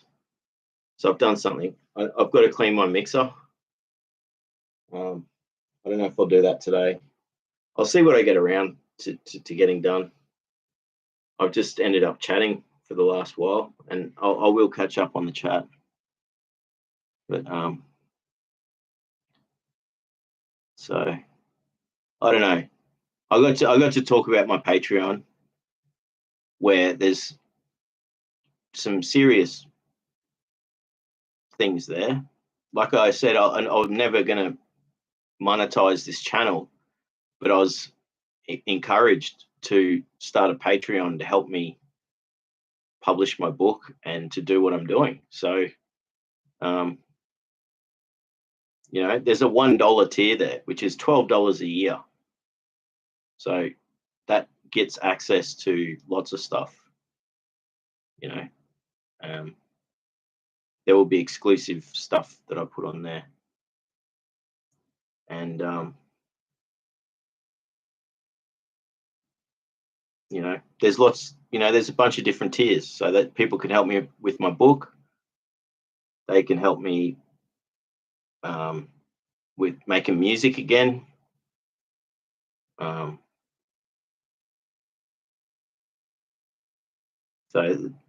Or they can pay for the mindfulness tier, and then they get access to lots of mindfulness content as I produce it. So I'm going to put a lot of effort into making high quality guided meditations with audio. So, over the next 6 months, there'll be like at least 30 guided meditations, which you could have on your phone, and have hours and hours of guided meditations. And I'll be making videos as well, and I'll be putting a lot of stuff for free on YouTube on my other channel. So I'm going to be giving away a lot of stuff, but the audio only, like when you practice mindfulness and you've got a guided meditation you're listening to, you can, close your eyes and listen and follow what's happening, go through the practice. And the thing about most mindfulness practices is once you have practiced it enough, you don't have to listen to someone teaching you what to do. You just do it. And then when you get to that next level of mindfulness, you don't even think, you do the practice and you don't even think of it in words.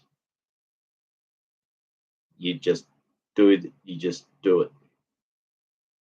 And that's, I tell you what, when you crack that level, that's when you're like, wow, this is powerful stuff. This is like unlocking consciousness,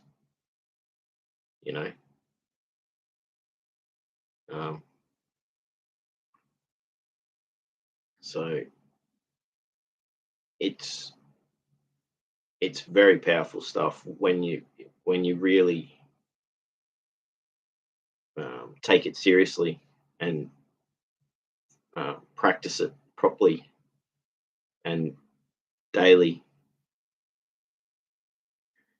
You literally unlock the power of the mind, and it changes everything. Like, your conscious being is completely changed. The way you live life and the way you experience life is changed. So it requires a lot of work. It's like any practice, but mastering the mind is such a powerful thing. And it, for complex trauma, it's so difficult because it's so difficult to actually concentrate and to focus. But once you attain it, you can use it to control and re-regulate. The more you practice self-awareness, the more in tune you become with your body and your emotions, and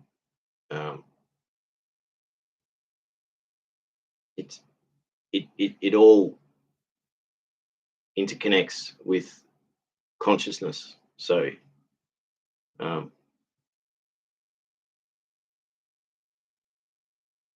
it's hard to describe, but it's like, people spend years and years practicing meditation, and if you can master mindfulness in a short period of time, you can basically unlock powers of the mind that people might spend 20 years trying to doing other meditation, because to me it's like it's like the martial art version of meditation. It's like takes a lot of practice, but once you learn it, you've got this massive skill that it really is hard to describe, except the fact that it's life changing. And the more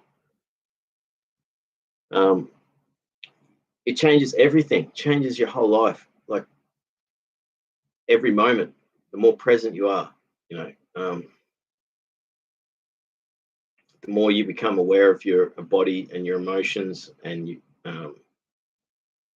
and not just yourself, you become more aware of the world around you, and you become more in tune with other people and their conscious state, because you're more conscious yourself.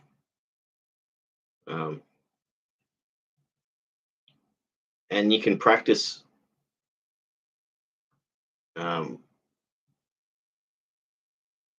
clearing your mind, you know, stillness and emptiness, you know.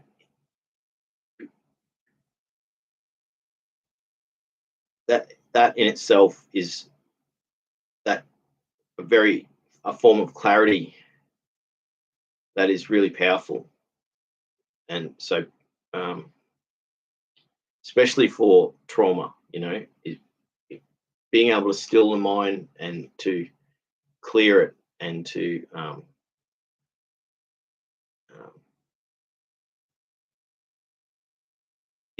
it's magical. You know, I can't wait to have, you know, in 2 or 3 years time, I'll be like levels and levels ahead of where I am now, and I'll just be like, this is so good. Like you know, each week that goes by, I appreciate it more and more. And so I can only imagine what it's going to be like in years to come. And you know, I'm going to learn many other meditation practices, but for me, mindfulness is like the martial art.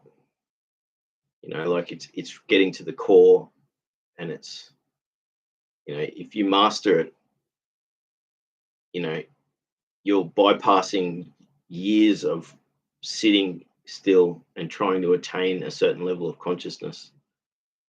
You know, you can get there a lot quicker. And so anyway, that's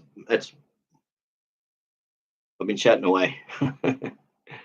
But that's, I get an opportunity to do that. That's what I like about these streams. I get to just talk. And of course, I'm starting a mindfulness business, so I'm thinking about it a lot, and I'm excited to share that with other people that can unlock this power that's there. It's right there, you know, and it has so many benefits. Just so.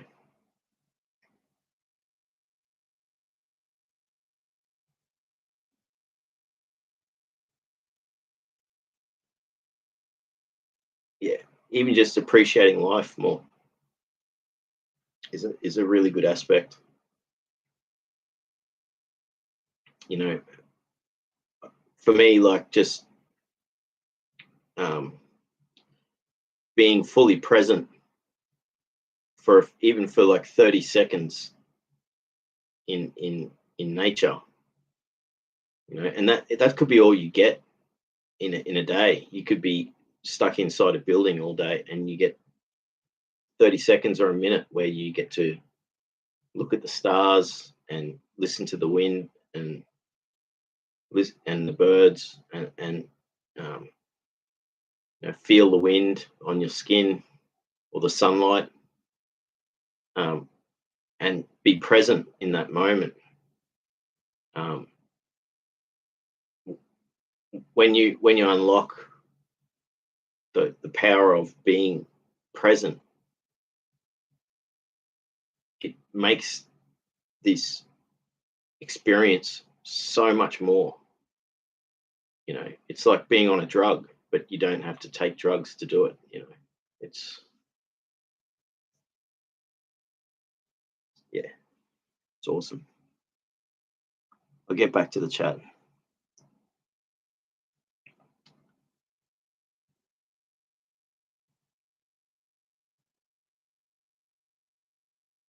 Conan says acoustic is hard to learn on. I started on electric first. Yeah, I wanted to start on electric first, but then I got a steel string acoustic and I played that for many years, or a couple of years, and then I got an electric. That's the other guitar I could clean. I'll do that next. Is my electric. Um,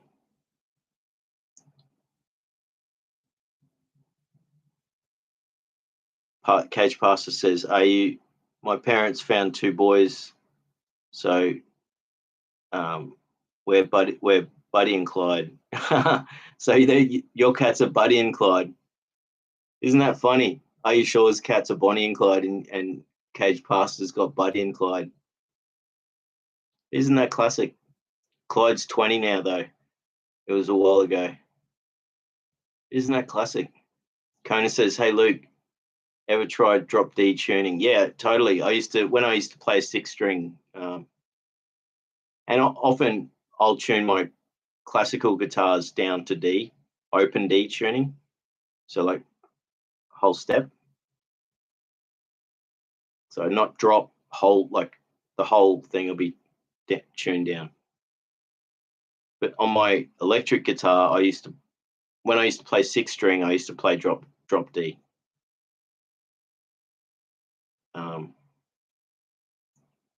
When I used to play like heavy, distortion stuff. Cage Pastor says, "Never heard of that one, Conan. I'm hoping he's a banjo in there." I've got somewhere here we've got a banjolele, which is like a banjo mandolin. We've got one of them, like a classic one. It's like 80-year-old instrument. I might fix that up one day. It's sitting in the other room somewhere. And I've got a button accordion, my granddad's old button accordion. I might have a look at restoring that.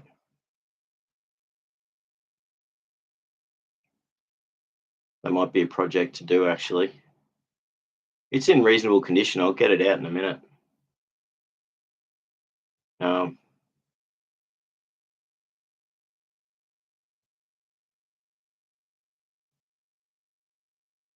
yeah, I used to play drop D on electric all the time. Always. Like when I played electric, it was always drop D. I even tuned down lower to see.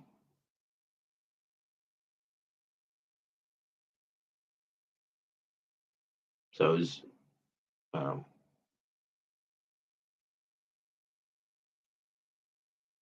yeah, Conan says, "Aha, I doubt it, but who knows?" I'm wondering. Oh yeah, that's talking about the banjo. Conan says she's pretty. Yeah, that I think that might be my when I pulled out my mint condition guitar. CP 20 years. That's awesome. That's Cage Pastor.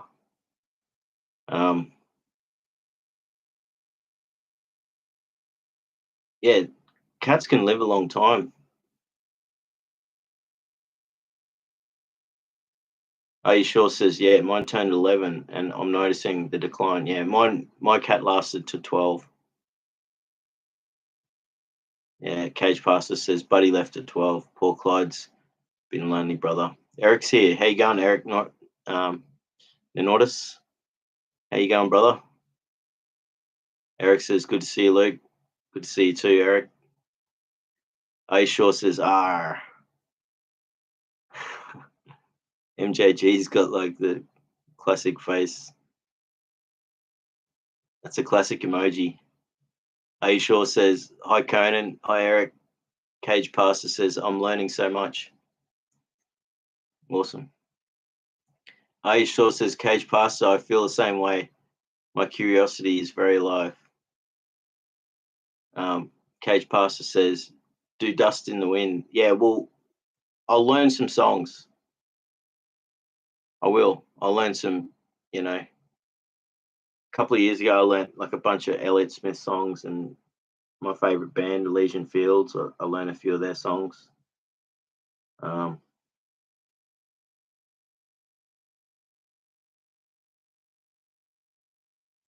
like sort of,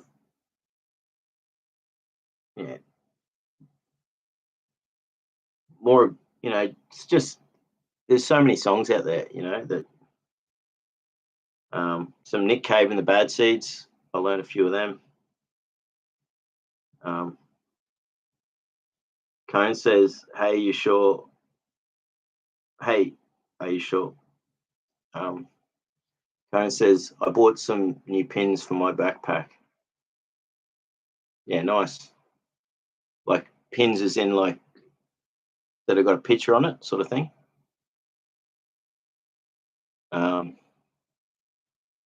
Conan says, are the strings okay on that guitar? Yeah, the strings are still good on all three of those guitars. So they're fine. Especially like, I'll put some camellia oil on them, which will smoothen up the play of it. And I'll give them a polish. First thing was to clean them and let all the moisture dry first before I put the oil on. Conan says, hey, I like that. Are you sure? Totally. Conan says, ha, Crusher. Are you sure? Says, it's been 23 years. I haven't played guitar. This is awesome. Oh, well, get back into it. Are you sure? Like, there you go. It's never too late to get back into playing, Like, I stopped for years and then I got back into it, and then I played electric for a long time and then I stopped. And so I think I will get back into electric as well.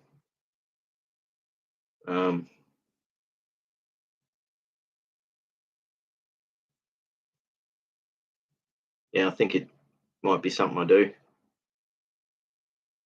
I mean, I've got a really awesome electric guitar, which is just sitting there.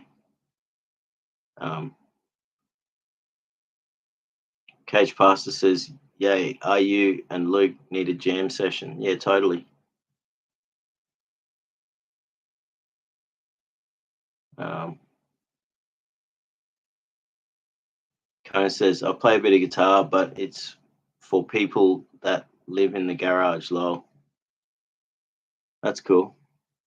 So like, so you play electric, that's right.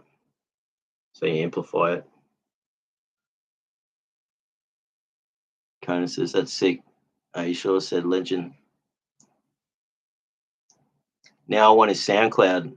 Oh yeah, I've got my SoundCloud link to my SoundClouds on my YouTube. So I've got like 133 songs or something on SoundCloud. So, and all the acoustic, I've got like 28 versions of this song on my YouTube. of this song called "The Joy of Creation," and it's like an improvised song, so it's different every time. And I recorded them between 2022 and 2023, and so I'm going to go back through and export as audio only, and then I'm going to put them on my SoundCloud as well. And so yeah, that's a project for me to do, which I'll get around to doing sometime. Once I start that, like, I should be able to do it pretty quick. I just go through one by one and just export, and then upload them all. So yeah, check out my SoundCloud. The link is on my YouTube thing. Are you sure? Says hi, Paige. Oh yeah, Paige Costa's here. Paige says hi. Someone new's here, HB. I don't know if I've seen you before. You're welcome here. We have friendly chats. So good to see you. HB says hi, dude. Hi, chat. Yeah, how you going, HB? HB says it's free to publish on Amazon. Have you considered doing that? Yeah, true. I do want a physical copy of the book though. I want to physically, like, publish as a physical book. So look, I did think about that. I did try to publish on Google Books, but they didn't want it, what I was wanting to publish, because they're only short stories. And I have been told Amazon. I'm open to it, which means I could save the money. But the package that you get with the self-publishing company, they edit. You get a professional editor, and they distribute to every book platform, and also the bookstores, all the different stores, and physical copies. So you spend this money, but you get a pretty good service for it. So it's, I don't know. I'm still open to that because it means I could publish my book for free. But I do like the idea of having a physical book.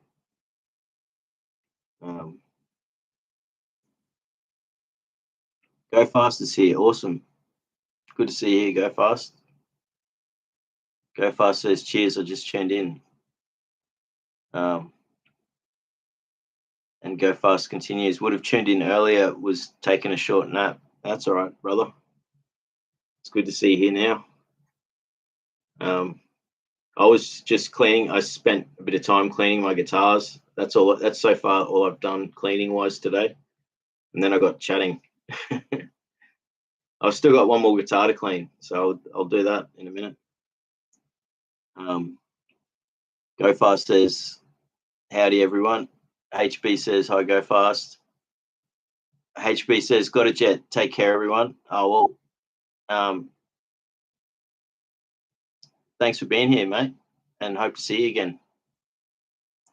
Go Fast says, yeah, be good, HB. AJ's here. Awesome. How you going, AJ? AJ says, love cats too. I wasn't aware that you're a musician. Yeah, that's it.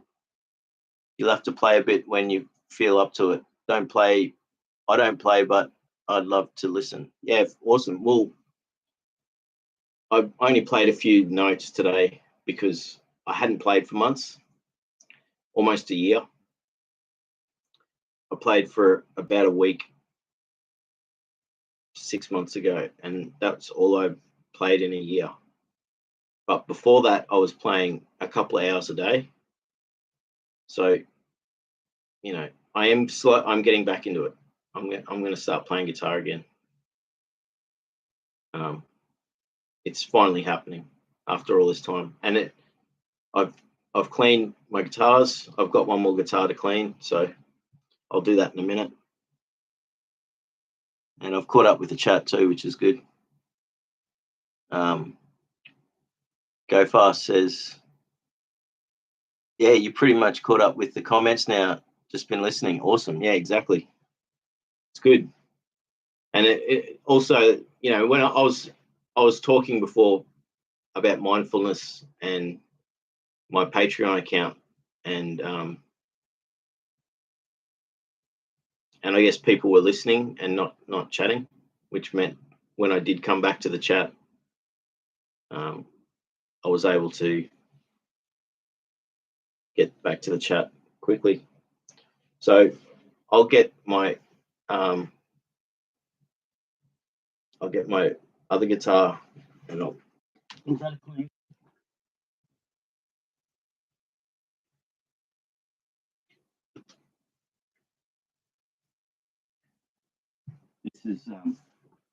This will be a bit more difficult because it's harder to clean.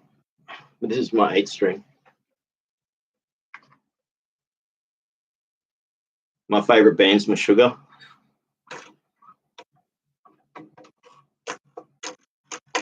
You can't hear anything because it's electric.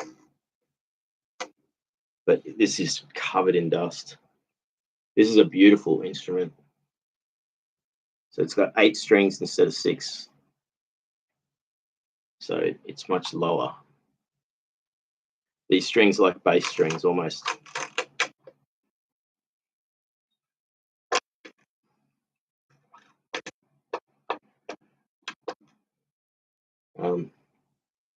And I usually use a pick when I play this, but I also finger pick with this.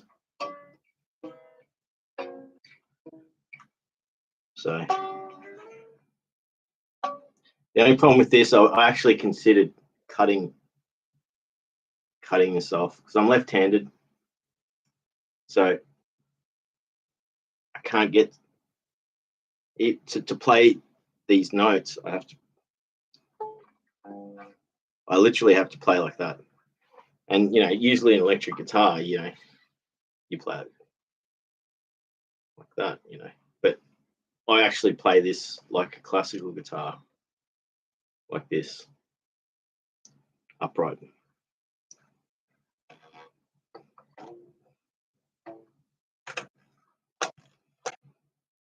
And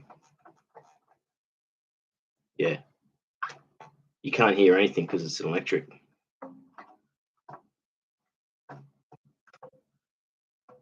But yeah, you can just hear essentially 8 string means it's a cross between a bass and a normal guitar. So I tune this so that it's the high strings are normal tuning, plus you've got 2 bass strings, which so it's tuned to F sharp, F or F sharp depending. And but this is a beautiful guitar, like really is. And unfortunately, because I'm left-handed, it's a right-handed guitar, and it's for such a beautiful guitar. It just sucks how they don't make symmetrical. Guitar makers just don't make guitar symmetrical. So I have considered chopping this off here, cutting it off, doing surgery on it, so that I can actually play these notes properly. I can't get to these notes. The only way I can play them is actually playing this guitar like that. And so it's annoying. with the guitar though, most of the notes, you know, with playing on an 8 string, most of the notes you'll be playing down here. You know, so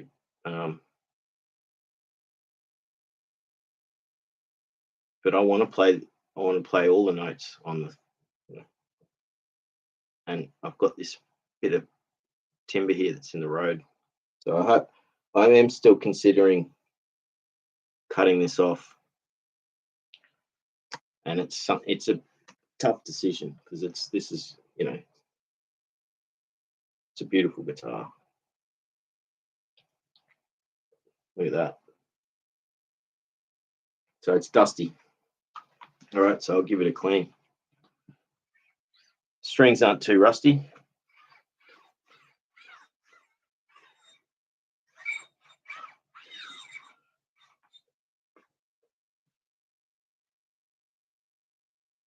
But the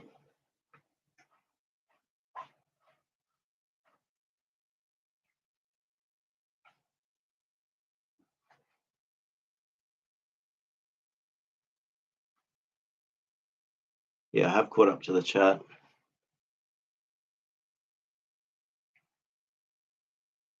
Aishaw says, Luke, I see you carefully decide to rescue a kitten or two. Best your inseparable siblings, at least 2, because you'll go viral traveling around with them. Oh yeah, true. They could live in the ute. I've seen that, people traveling around with cats in their vans and stuff. I could take them for walks.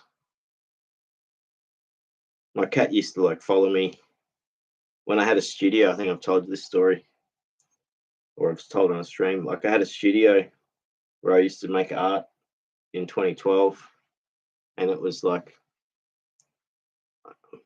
almost a kilometre from my house, bit less than a kilometre, so half a mile,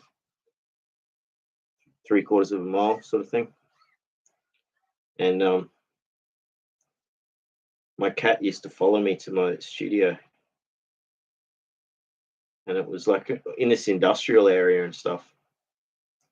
And while I'd be walking along the footpath, my cat would be doing parkour, you know, running along the tops of the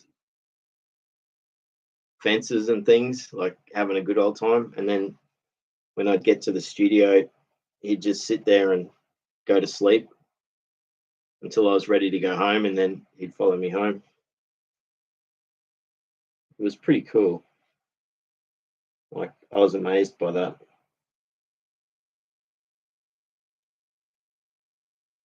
Because, you know, you don't think cats would do that sort of stuff. And like I've said this story too before, I used to live across the road from a shopping centre, and we had like a 7-Eleven type shop. And so, yeah, my cat used to follow me across this busy road, and he'd come and sit and wait in the bushes just outside the shop when I went and got his cat food. Like he knew when I had to go get cat food from the shop, and he'd follow me across the road.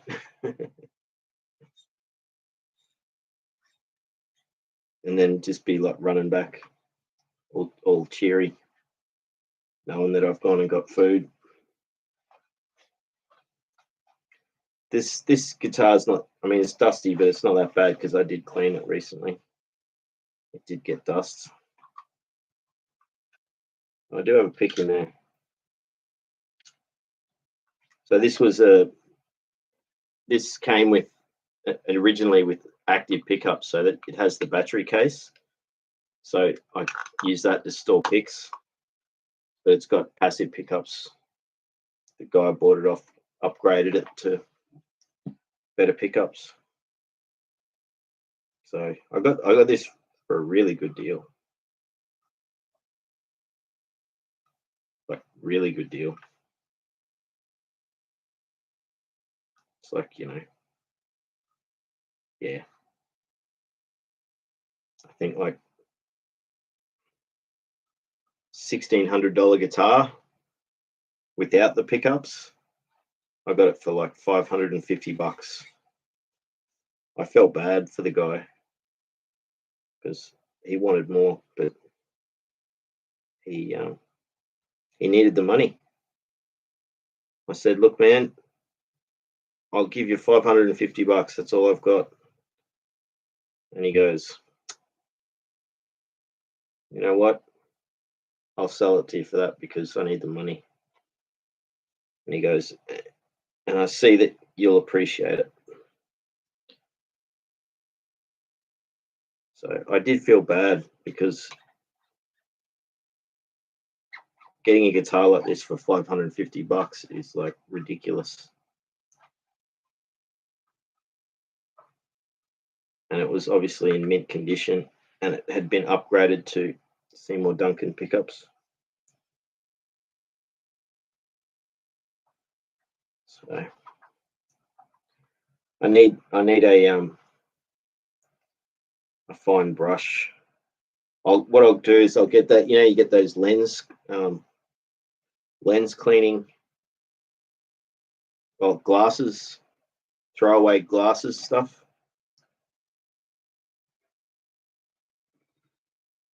Yeah, that's my trick. You put the sheet underneath, and then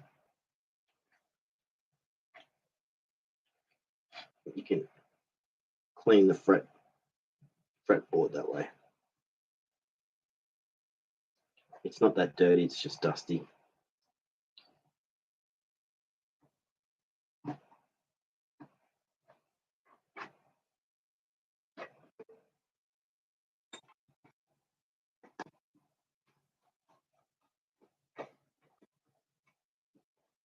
Could do with an oil.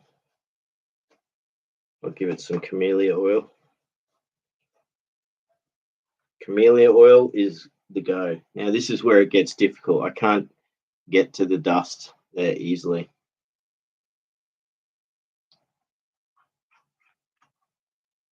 So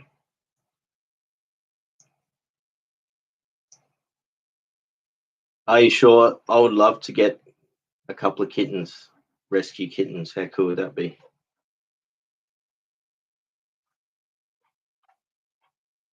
The only downside is we got so much bird life here, I'd be worried about them. But my old cat used to never catch birds. He only brought one bird in once. And he brought it in and it was still alive. And I roused on him. I said, "What are you doing? You shouldn't do that." And he dropped the bird, and I picked the bird up and it flew away. So he'd caught it, but he hadn't killed it. He just had it in his mouth and hadn't hurt the bird at all. It was just had it in his mouth. And the bird flew away and it didn't die. Like I saw the bird the next day because it used to live in our backyard. It was a willy wagtail. Willy wagtails are similar to like blue jays. Similar sort of bird. Yeah, they're awesome. Willy wagtails are awesome. We call them willy wagtails because they've got that tail that's like, and they sit there and they wag their tail back and forth. So they're awesome. Willy wagtails often live in paddocks and live. If you've got horses, you're going to have willy wagtails living because the willy wagtails, I think, eat the insects that eat the dung. I think that's how it works.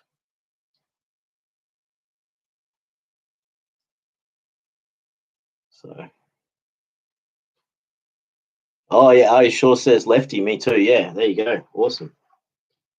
See, that's why I like classical guitar. Is you don't have to do anything. Everything's the same. The only difference with classical guitar is the notch on the nut is often notched in for the string, and you can fill that in if it's too but often on classical guitars, the notches are all identical anyway.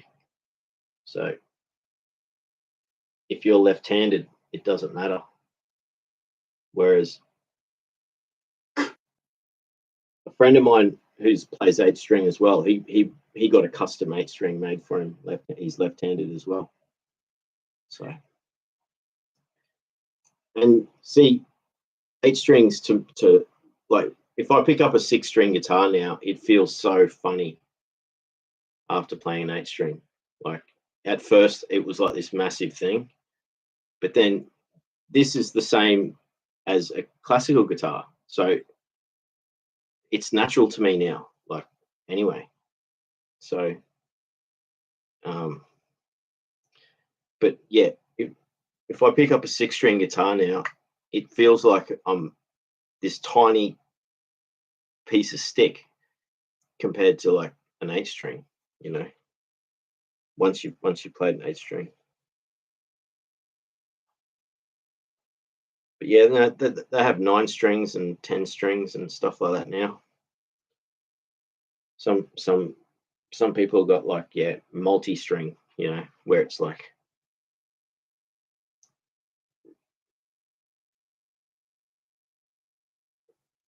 I would love an 8-string classical. I really would love an 8-string classical. Ibanez used to make an 8-string classical for a while, but yeah, you can get 8-string and 10-string classicals, and they're beautiful because you've got all those bass notes. And yeah, look, I've done more cleaning today. I've managed to clean 4 guitars, so I have been productive. And when I do, you can see up here, these are my distortion pedals up there. So yeah.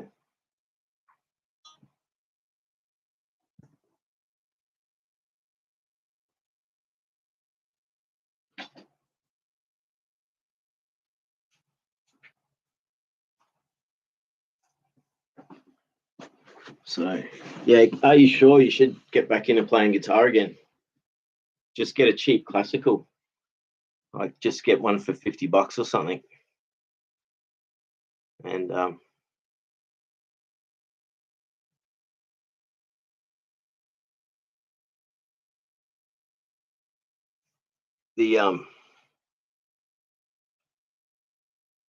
where are we?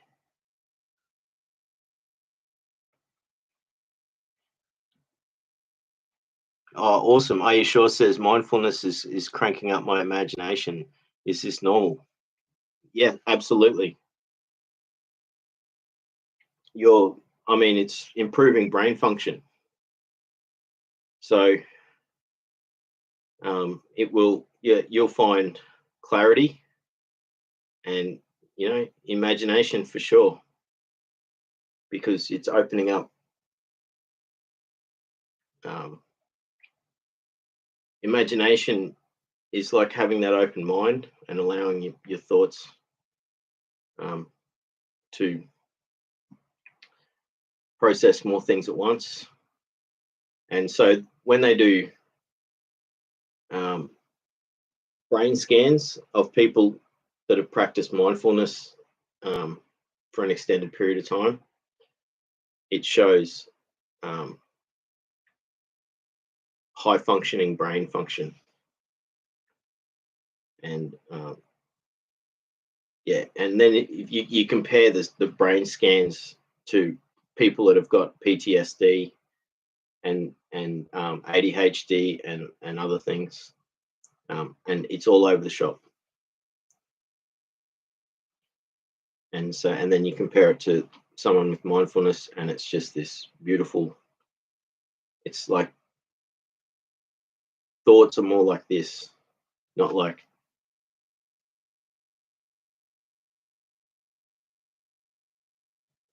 they're more like,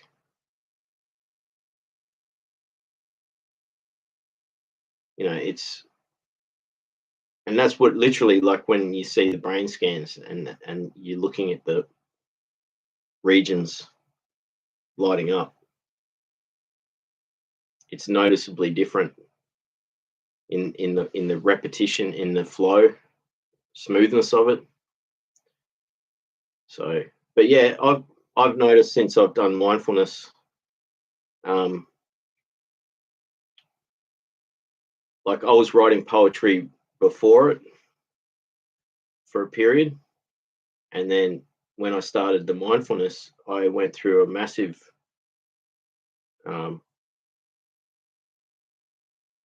like spurt or burst of creativity, you know.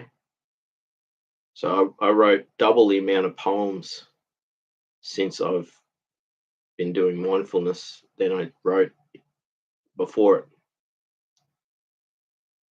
And I think, and also the poetry is even, it was easier and flowed more to write. You know, the earlier poems was, they're probably, it's not like they got better. They did get better. I mean, the more you write, the better you get at it. So, you know, my earlier poems aren't as good as my later poems. There is a noticeable quality difference.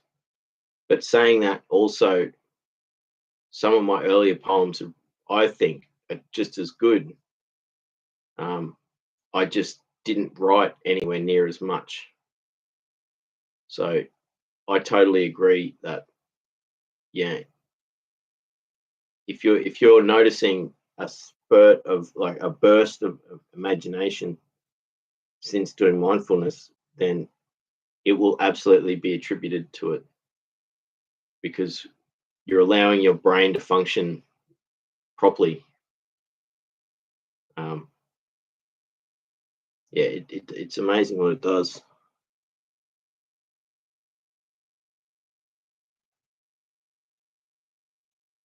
So that's awesome to hear that. Are you sure? AJ says, excellent. Get back there when you're ready. I know pushing it never works, especially for any art. Yeah, totally. And I'm excited to get back to playing the electric as well. You know, so next thing I'll be doing is I'll clean my mixer, and then I'll set up a guitar pedals so that they're always there, ready, plugged in, and I can play that. And I've got a sidechain compressor, which means when I combine that with my distortion pedals and the mixer, I can get a really nice analog sound happening. It's a gate compressor. So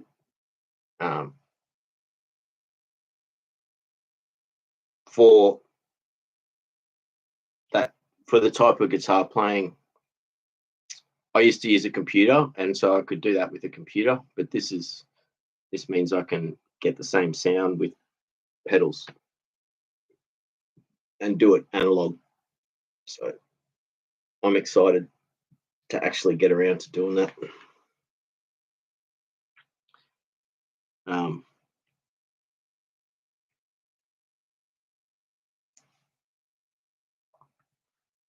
So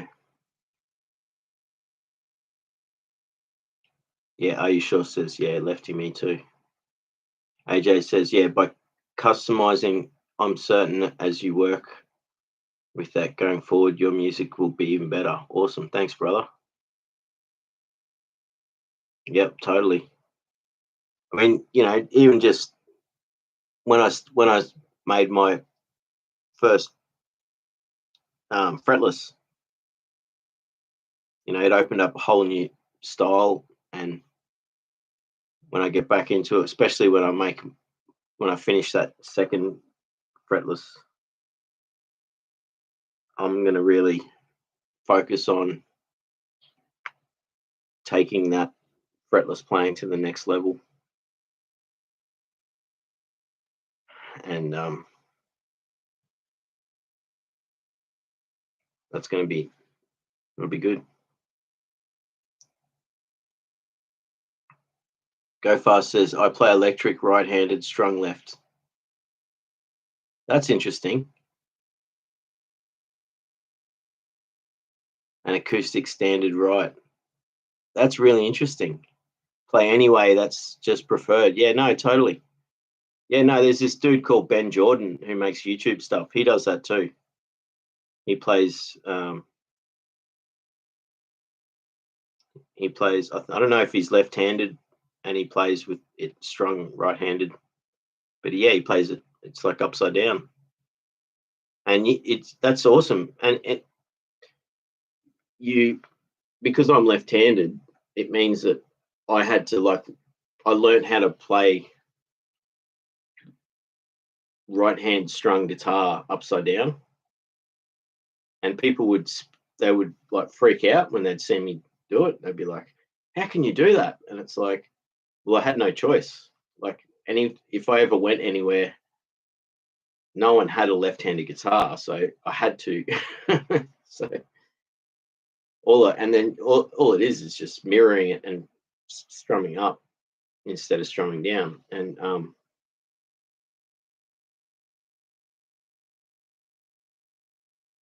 that's sort of even just by doing that helps with, as I've learned to play flamenco style on the classical, a lot of it is strumming up and down. So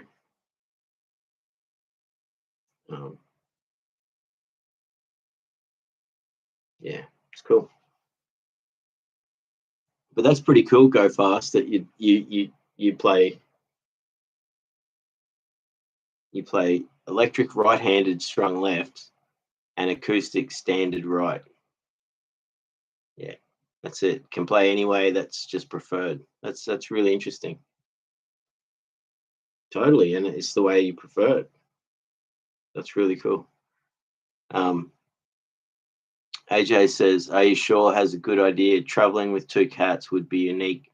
Always been aware of the magic that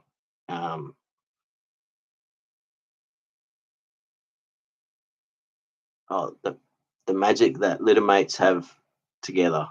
You can't replace a genuine bond. Yeah, totally. I wish, when my cat got another cat pregnant, I wish I kept two of them. They were the cutest. Like, it was, Marvin was ginger, and like it was a Persian Siamese cat, and they were just the cutest kittens. And I just wish I kept two of them, and they could have been brother and sister or whatever, two brothers or two sisters or whatever it was. And I didn't. And would have been cool. So, Are you sure? Says, yeah, genuine bond with your cat. Conan says, kitty. AJ says, I've heard that cats have to learn to kill. Yeah. Yeah, that's it. I think my cat used to catch rats, and yeah, like we lived across the road from well, he always, in all the different places we lived, or I lived, one was near a train line, and there was always rats along the train line. And I lived in West End, and there's lots of rats there.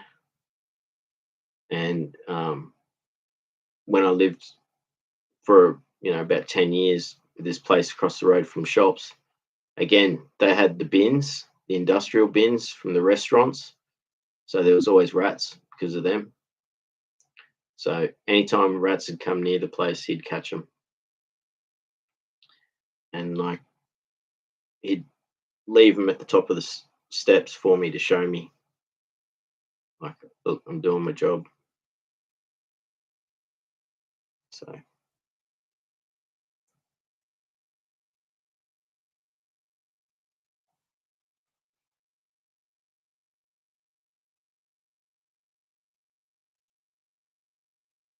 Conan's got the is that like toast in a toaster? I don't know what that emoji is. A Shaw says, yeah, for the first time in decades, I'm looking forward to with opportunities. Yeah, that's awesome. See, hopefully mindfulness has been a part of that for you. Are you sure? I mean, I know that you're doing lots of healing and you're doing lots of stuff. You know, you're doing journaling. Um, I love that you created a safe space shrine area, so it's like a corner of a room that's got like posters and like I think a candle and some quotes, some positive pictures, some artwork. I can't remember. It had a whole bunch of stuff there. They're really cool. It's like a shrine or an altar. They're good to have. And if you can make that your work, a place you can sit down at, and that's where you do your journaling, you know. So ideally, that room that I started cleaning yesterday, that's going to be like a workshop soon, and I'm going to get into wood carving and making balsa airplanes and stuff.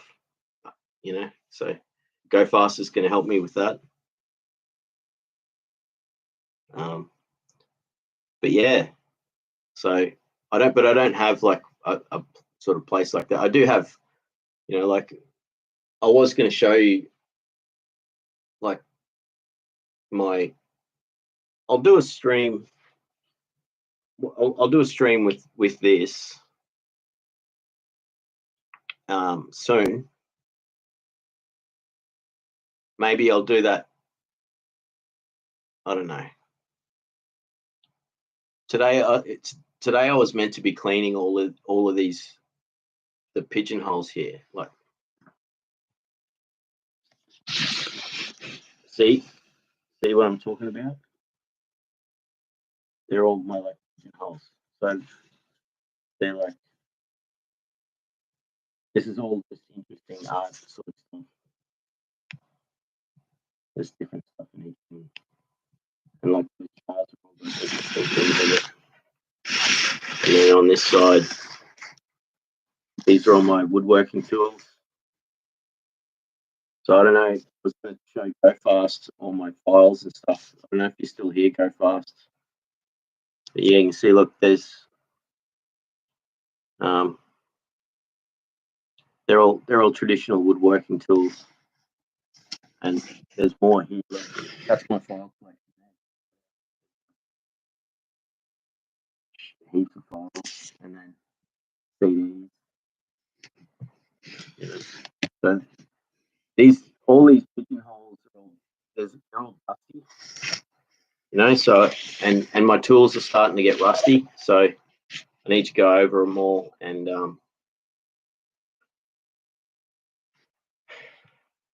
clean them up. So, but I think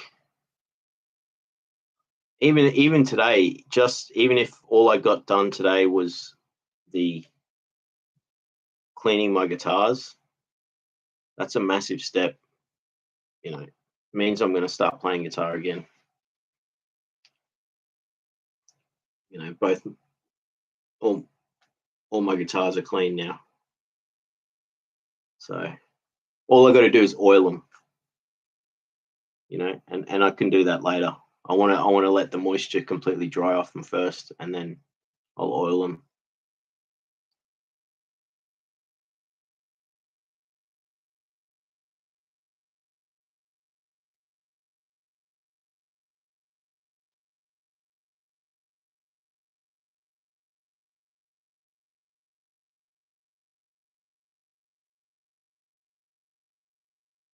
Yeah, but that's awesome. Are you sure that you're looking forward with opportunities? It's really good. So good to hear. It's exciting, and you know, I'm sort of the same too. I've got all this stuff going on. You know, writing a book. I've got to finish the manuscript, and that's going to take me about a month. But all the poetry is written. It's just a matter of picking out the best ones. But I've got to finish the other section, the essays. But that's going to be a joy to write. I just haven't. I just haven't started that yet because I've got heaps of stuff I'm working on, and so I got 3 websites to make. I've got my mindfulness website. I've got the mindfulness retreat website because I want to do a retreat in a couple of months. So a special website for that. And there was a third website. I forget what it is now, but anyway, I got those 2. Yeah, the mindfulness and the retreat. Oh no, the third website will be for the charity, the sanctuary, not for profit concept that I want to keep working on with people. So I want to start doing those meetings. Anyone who wants to join once a fortnight will do, or even once a week. We'll do on Google Meet. I've got a Google Meet account with my Workspace account, and we can do video conference, and we can talk about the intricacies of, because I've mostly finished the charter, the outline of it, and then so from there we need to fill in all the details, you know, work out little issues, and I mean the concept is going to be an always evolving thing. So each property is essentially individual, and it's going to have its own things it does, and you know, but there will be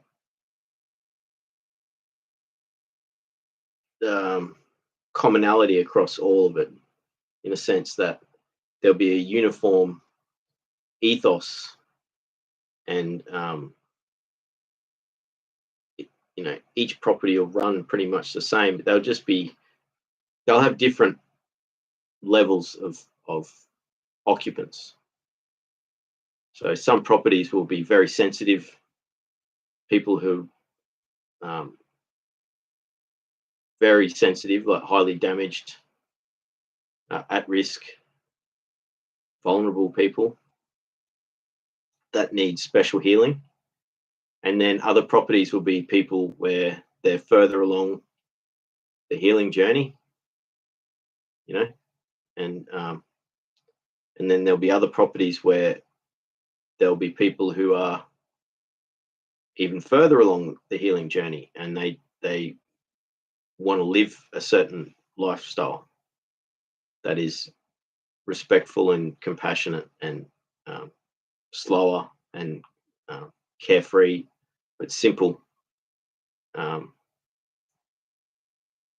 And there's still people that have had difficulties in life, but they're they've gone through several stages of healing. So like if you think about, you have the super vulnerable, which would need high protection, then less vulnerable, and then less vulnerable. So more and more healed, and bigger. It gets bigger and bigger as you go along. So the people who are most vulnerable and need the most healing will be in the smaller groups, because it's better for them to not be surrounded by too many people, and they get more attention from their caregivers, and then the bigger the property, the more people. So yeah, like I want to have meetings once a fortnight or once a week where anyone who wants to discuss how things could be,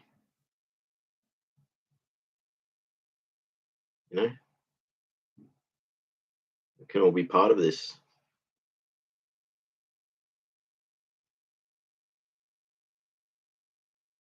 AJ says, yes, mindfulness is an excellent practice to do every day, sort of like giving your mind a tune up every day. That's a brilliant comment. It absolutely is.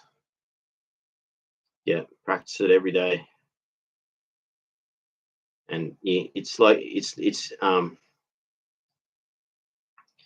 it becomes a way of life, but even beyond that, it becomes your life. You become more present. You live in the present more, and by practicing formally and informally, everything changes.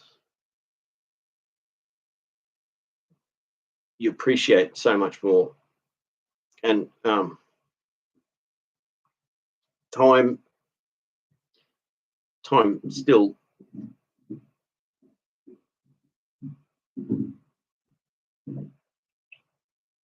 still flies, but at the same time, time stands still in a way.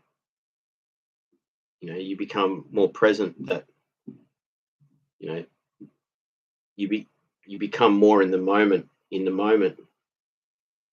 and more of your day is spent being present. So it's like you open up more time.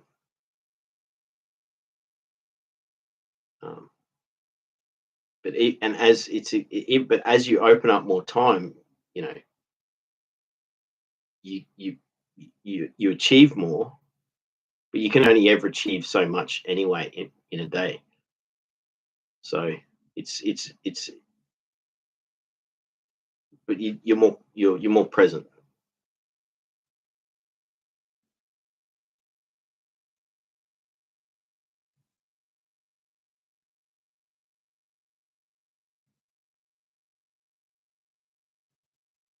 Couldn't tell if someone was having an argument or not.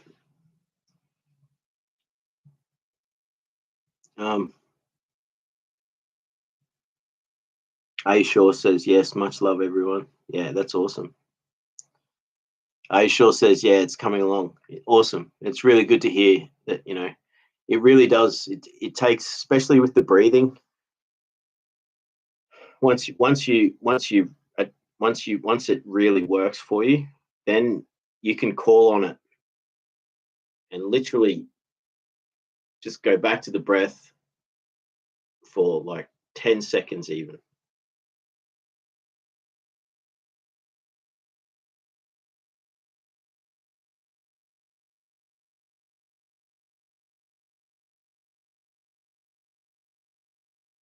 And there it is.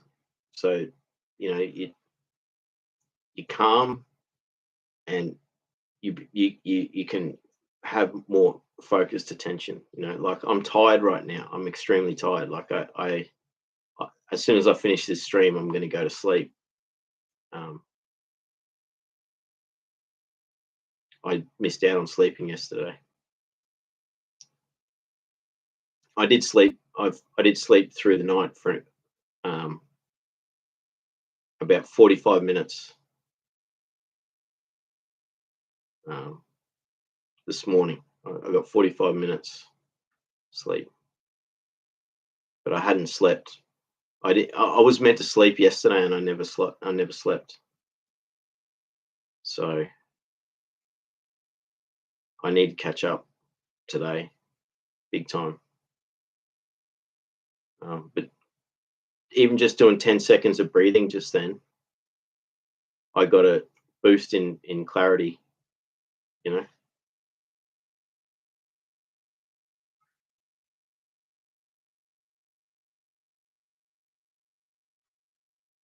AJ says, that's very cool. When I was a kid, my Siamese blue point Percy would bring us the occasional gopher and dropped it in our front porch.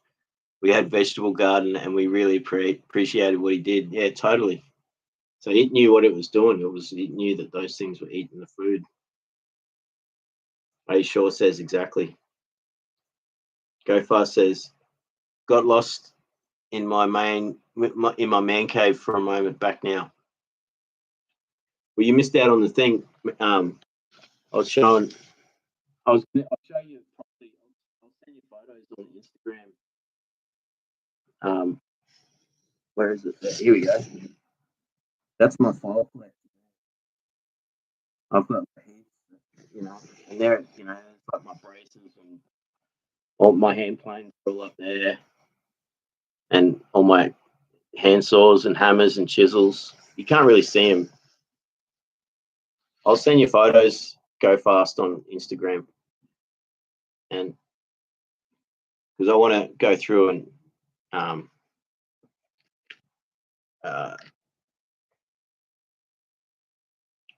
take all the surface rust off everything. And so I appreciate your advice that you gave me about that, and I'm gonna get some of that mystery oil, and I got plenty of the other stuff. Got kerosene and vinegar and baking soda. I can't remember what the other thing you said.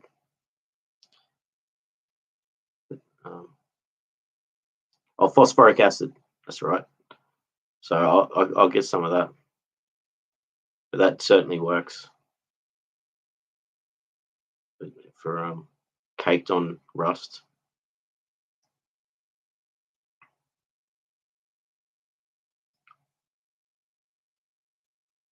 AJ says, excellent idea for small meetings for those who have recently been through trauma. Yeah, exactly. Well, if you check out my stream, if you go back a couple of streams on my live streams, there's one where I basically talk about this concept I have for a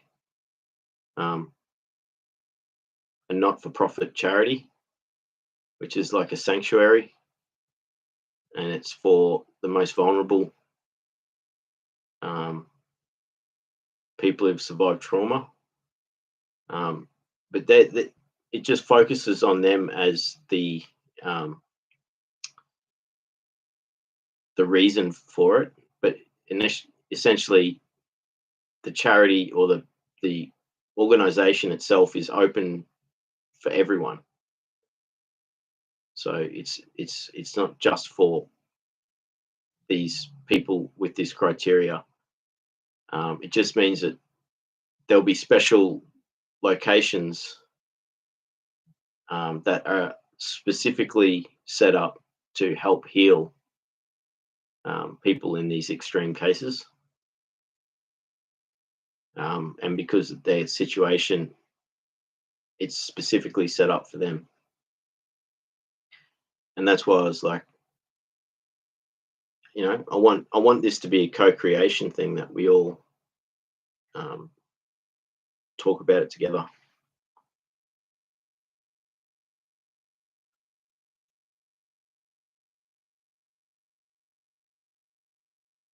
AJ says, yeah, always try to accomplish something every day. That's a really great thing to do, man. Just something every day. You know, I got 4 guitars clean today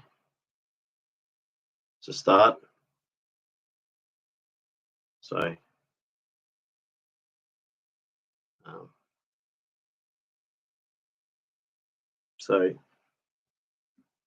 yeah, that's a really good thing to do. Accomplish something, just something, you know. Australiana had a really good one, which is 3 things, you know, accomplish 3 things.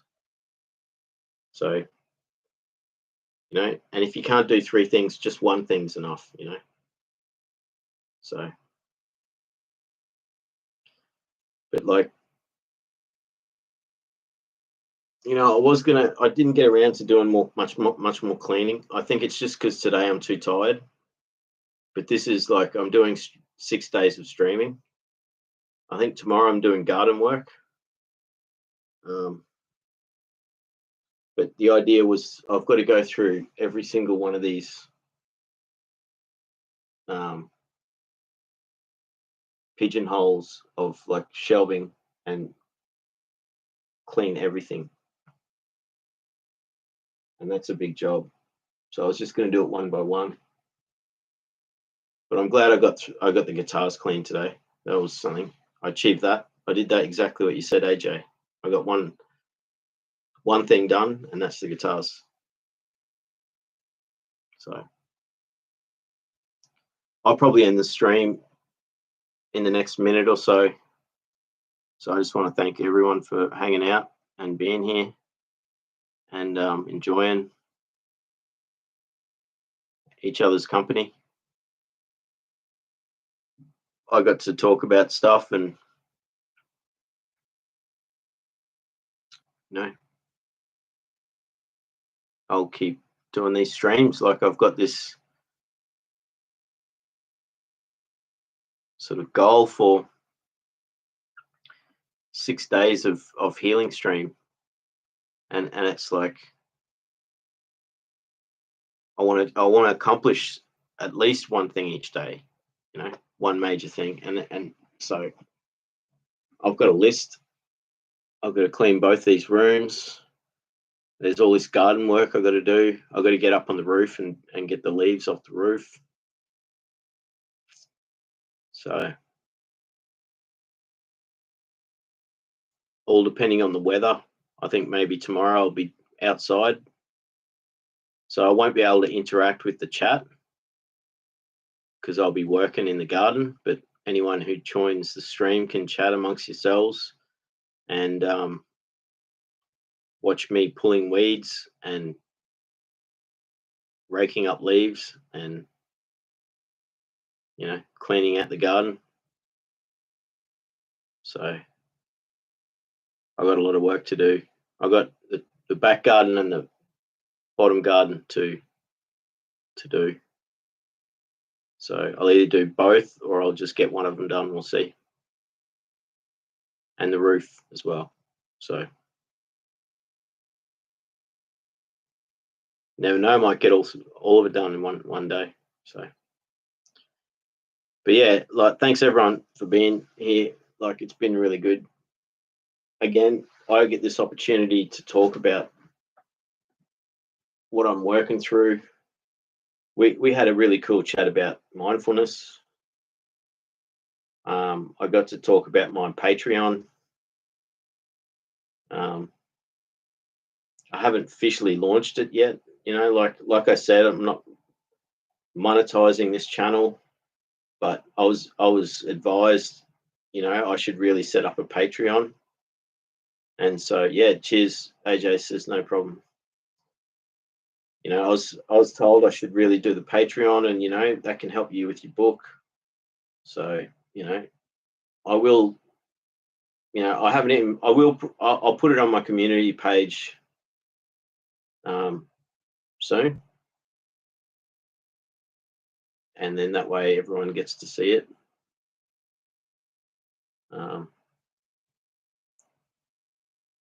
And one good thing about Patreon too is it's got a chat function. So anyone who comes to this channel, if you become I can even have it a free section. I can even make it free. You know, But I do have it like a $1 tier, and that's like $12 a year. That's nothing. But I do, I might make it the free tier where you can join for free, and that gives you access to the chat. But maybe I was thinking make it the $1 tier, gives you access to that. But I mean, I'd have to spend a bit of time moderating it and all that. That's all. But what it would mean is like we could use the Patreon chat to actually chat.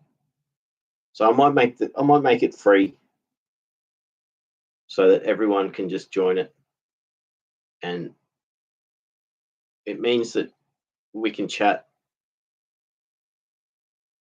like all the time, and we can talk about topics and then have conversations about topics on that platform. So we could talk about something in the stream, and then I'll go, oh, that's a great idea. I'll start a chat about that on Patreon, and then any time of the day people can go there and then chat about this topic, whatever topic it is, on Patreon. So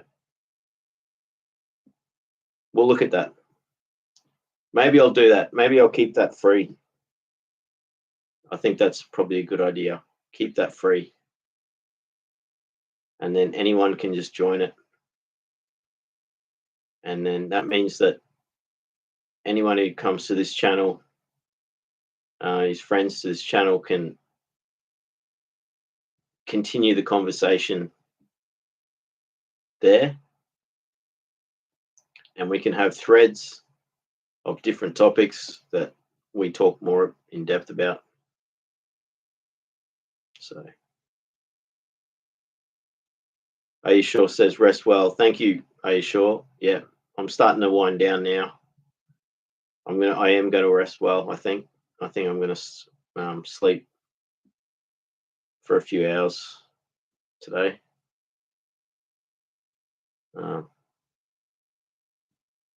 And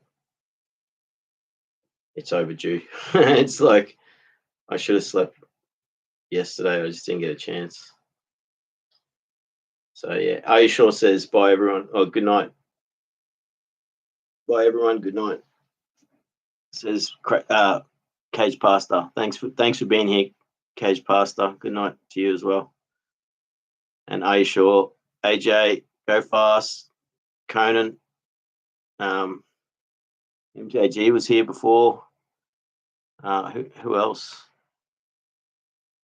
HB.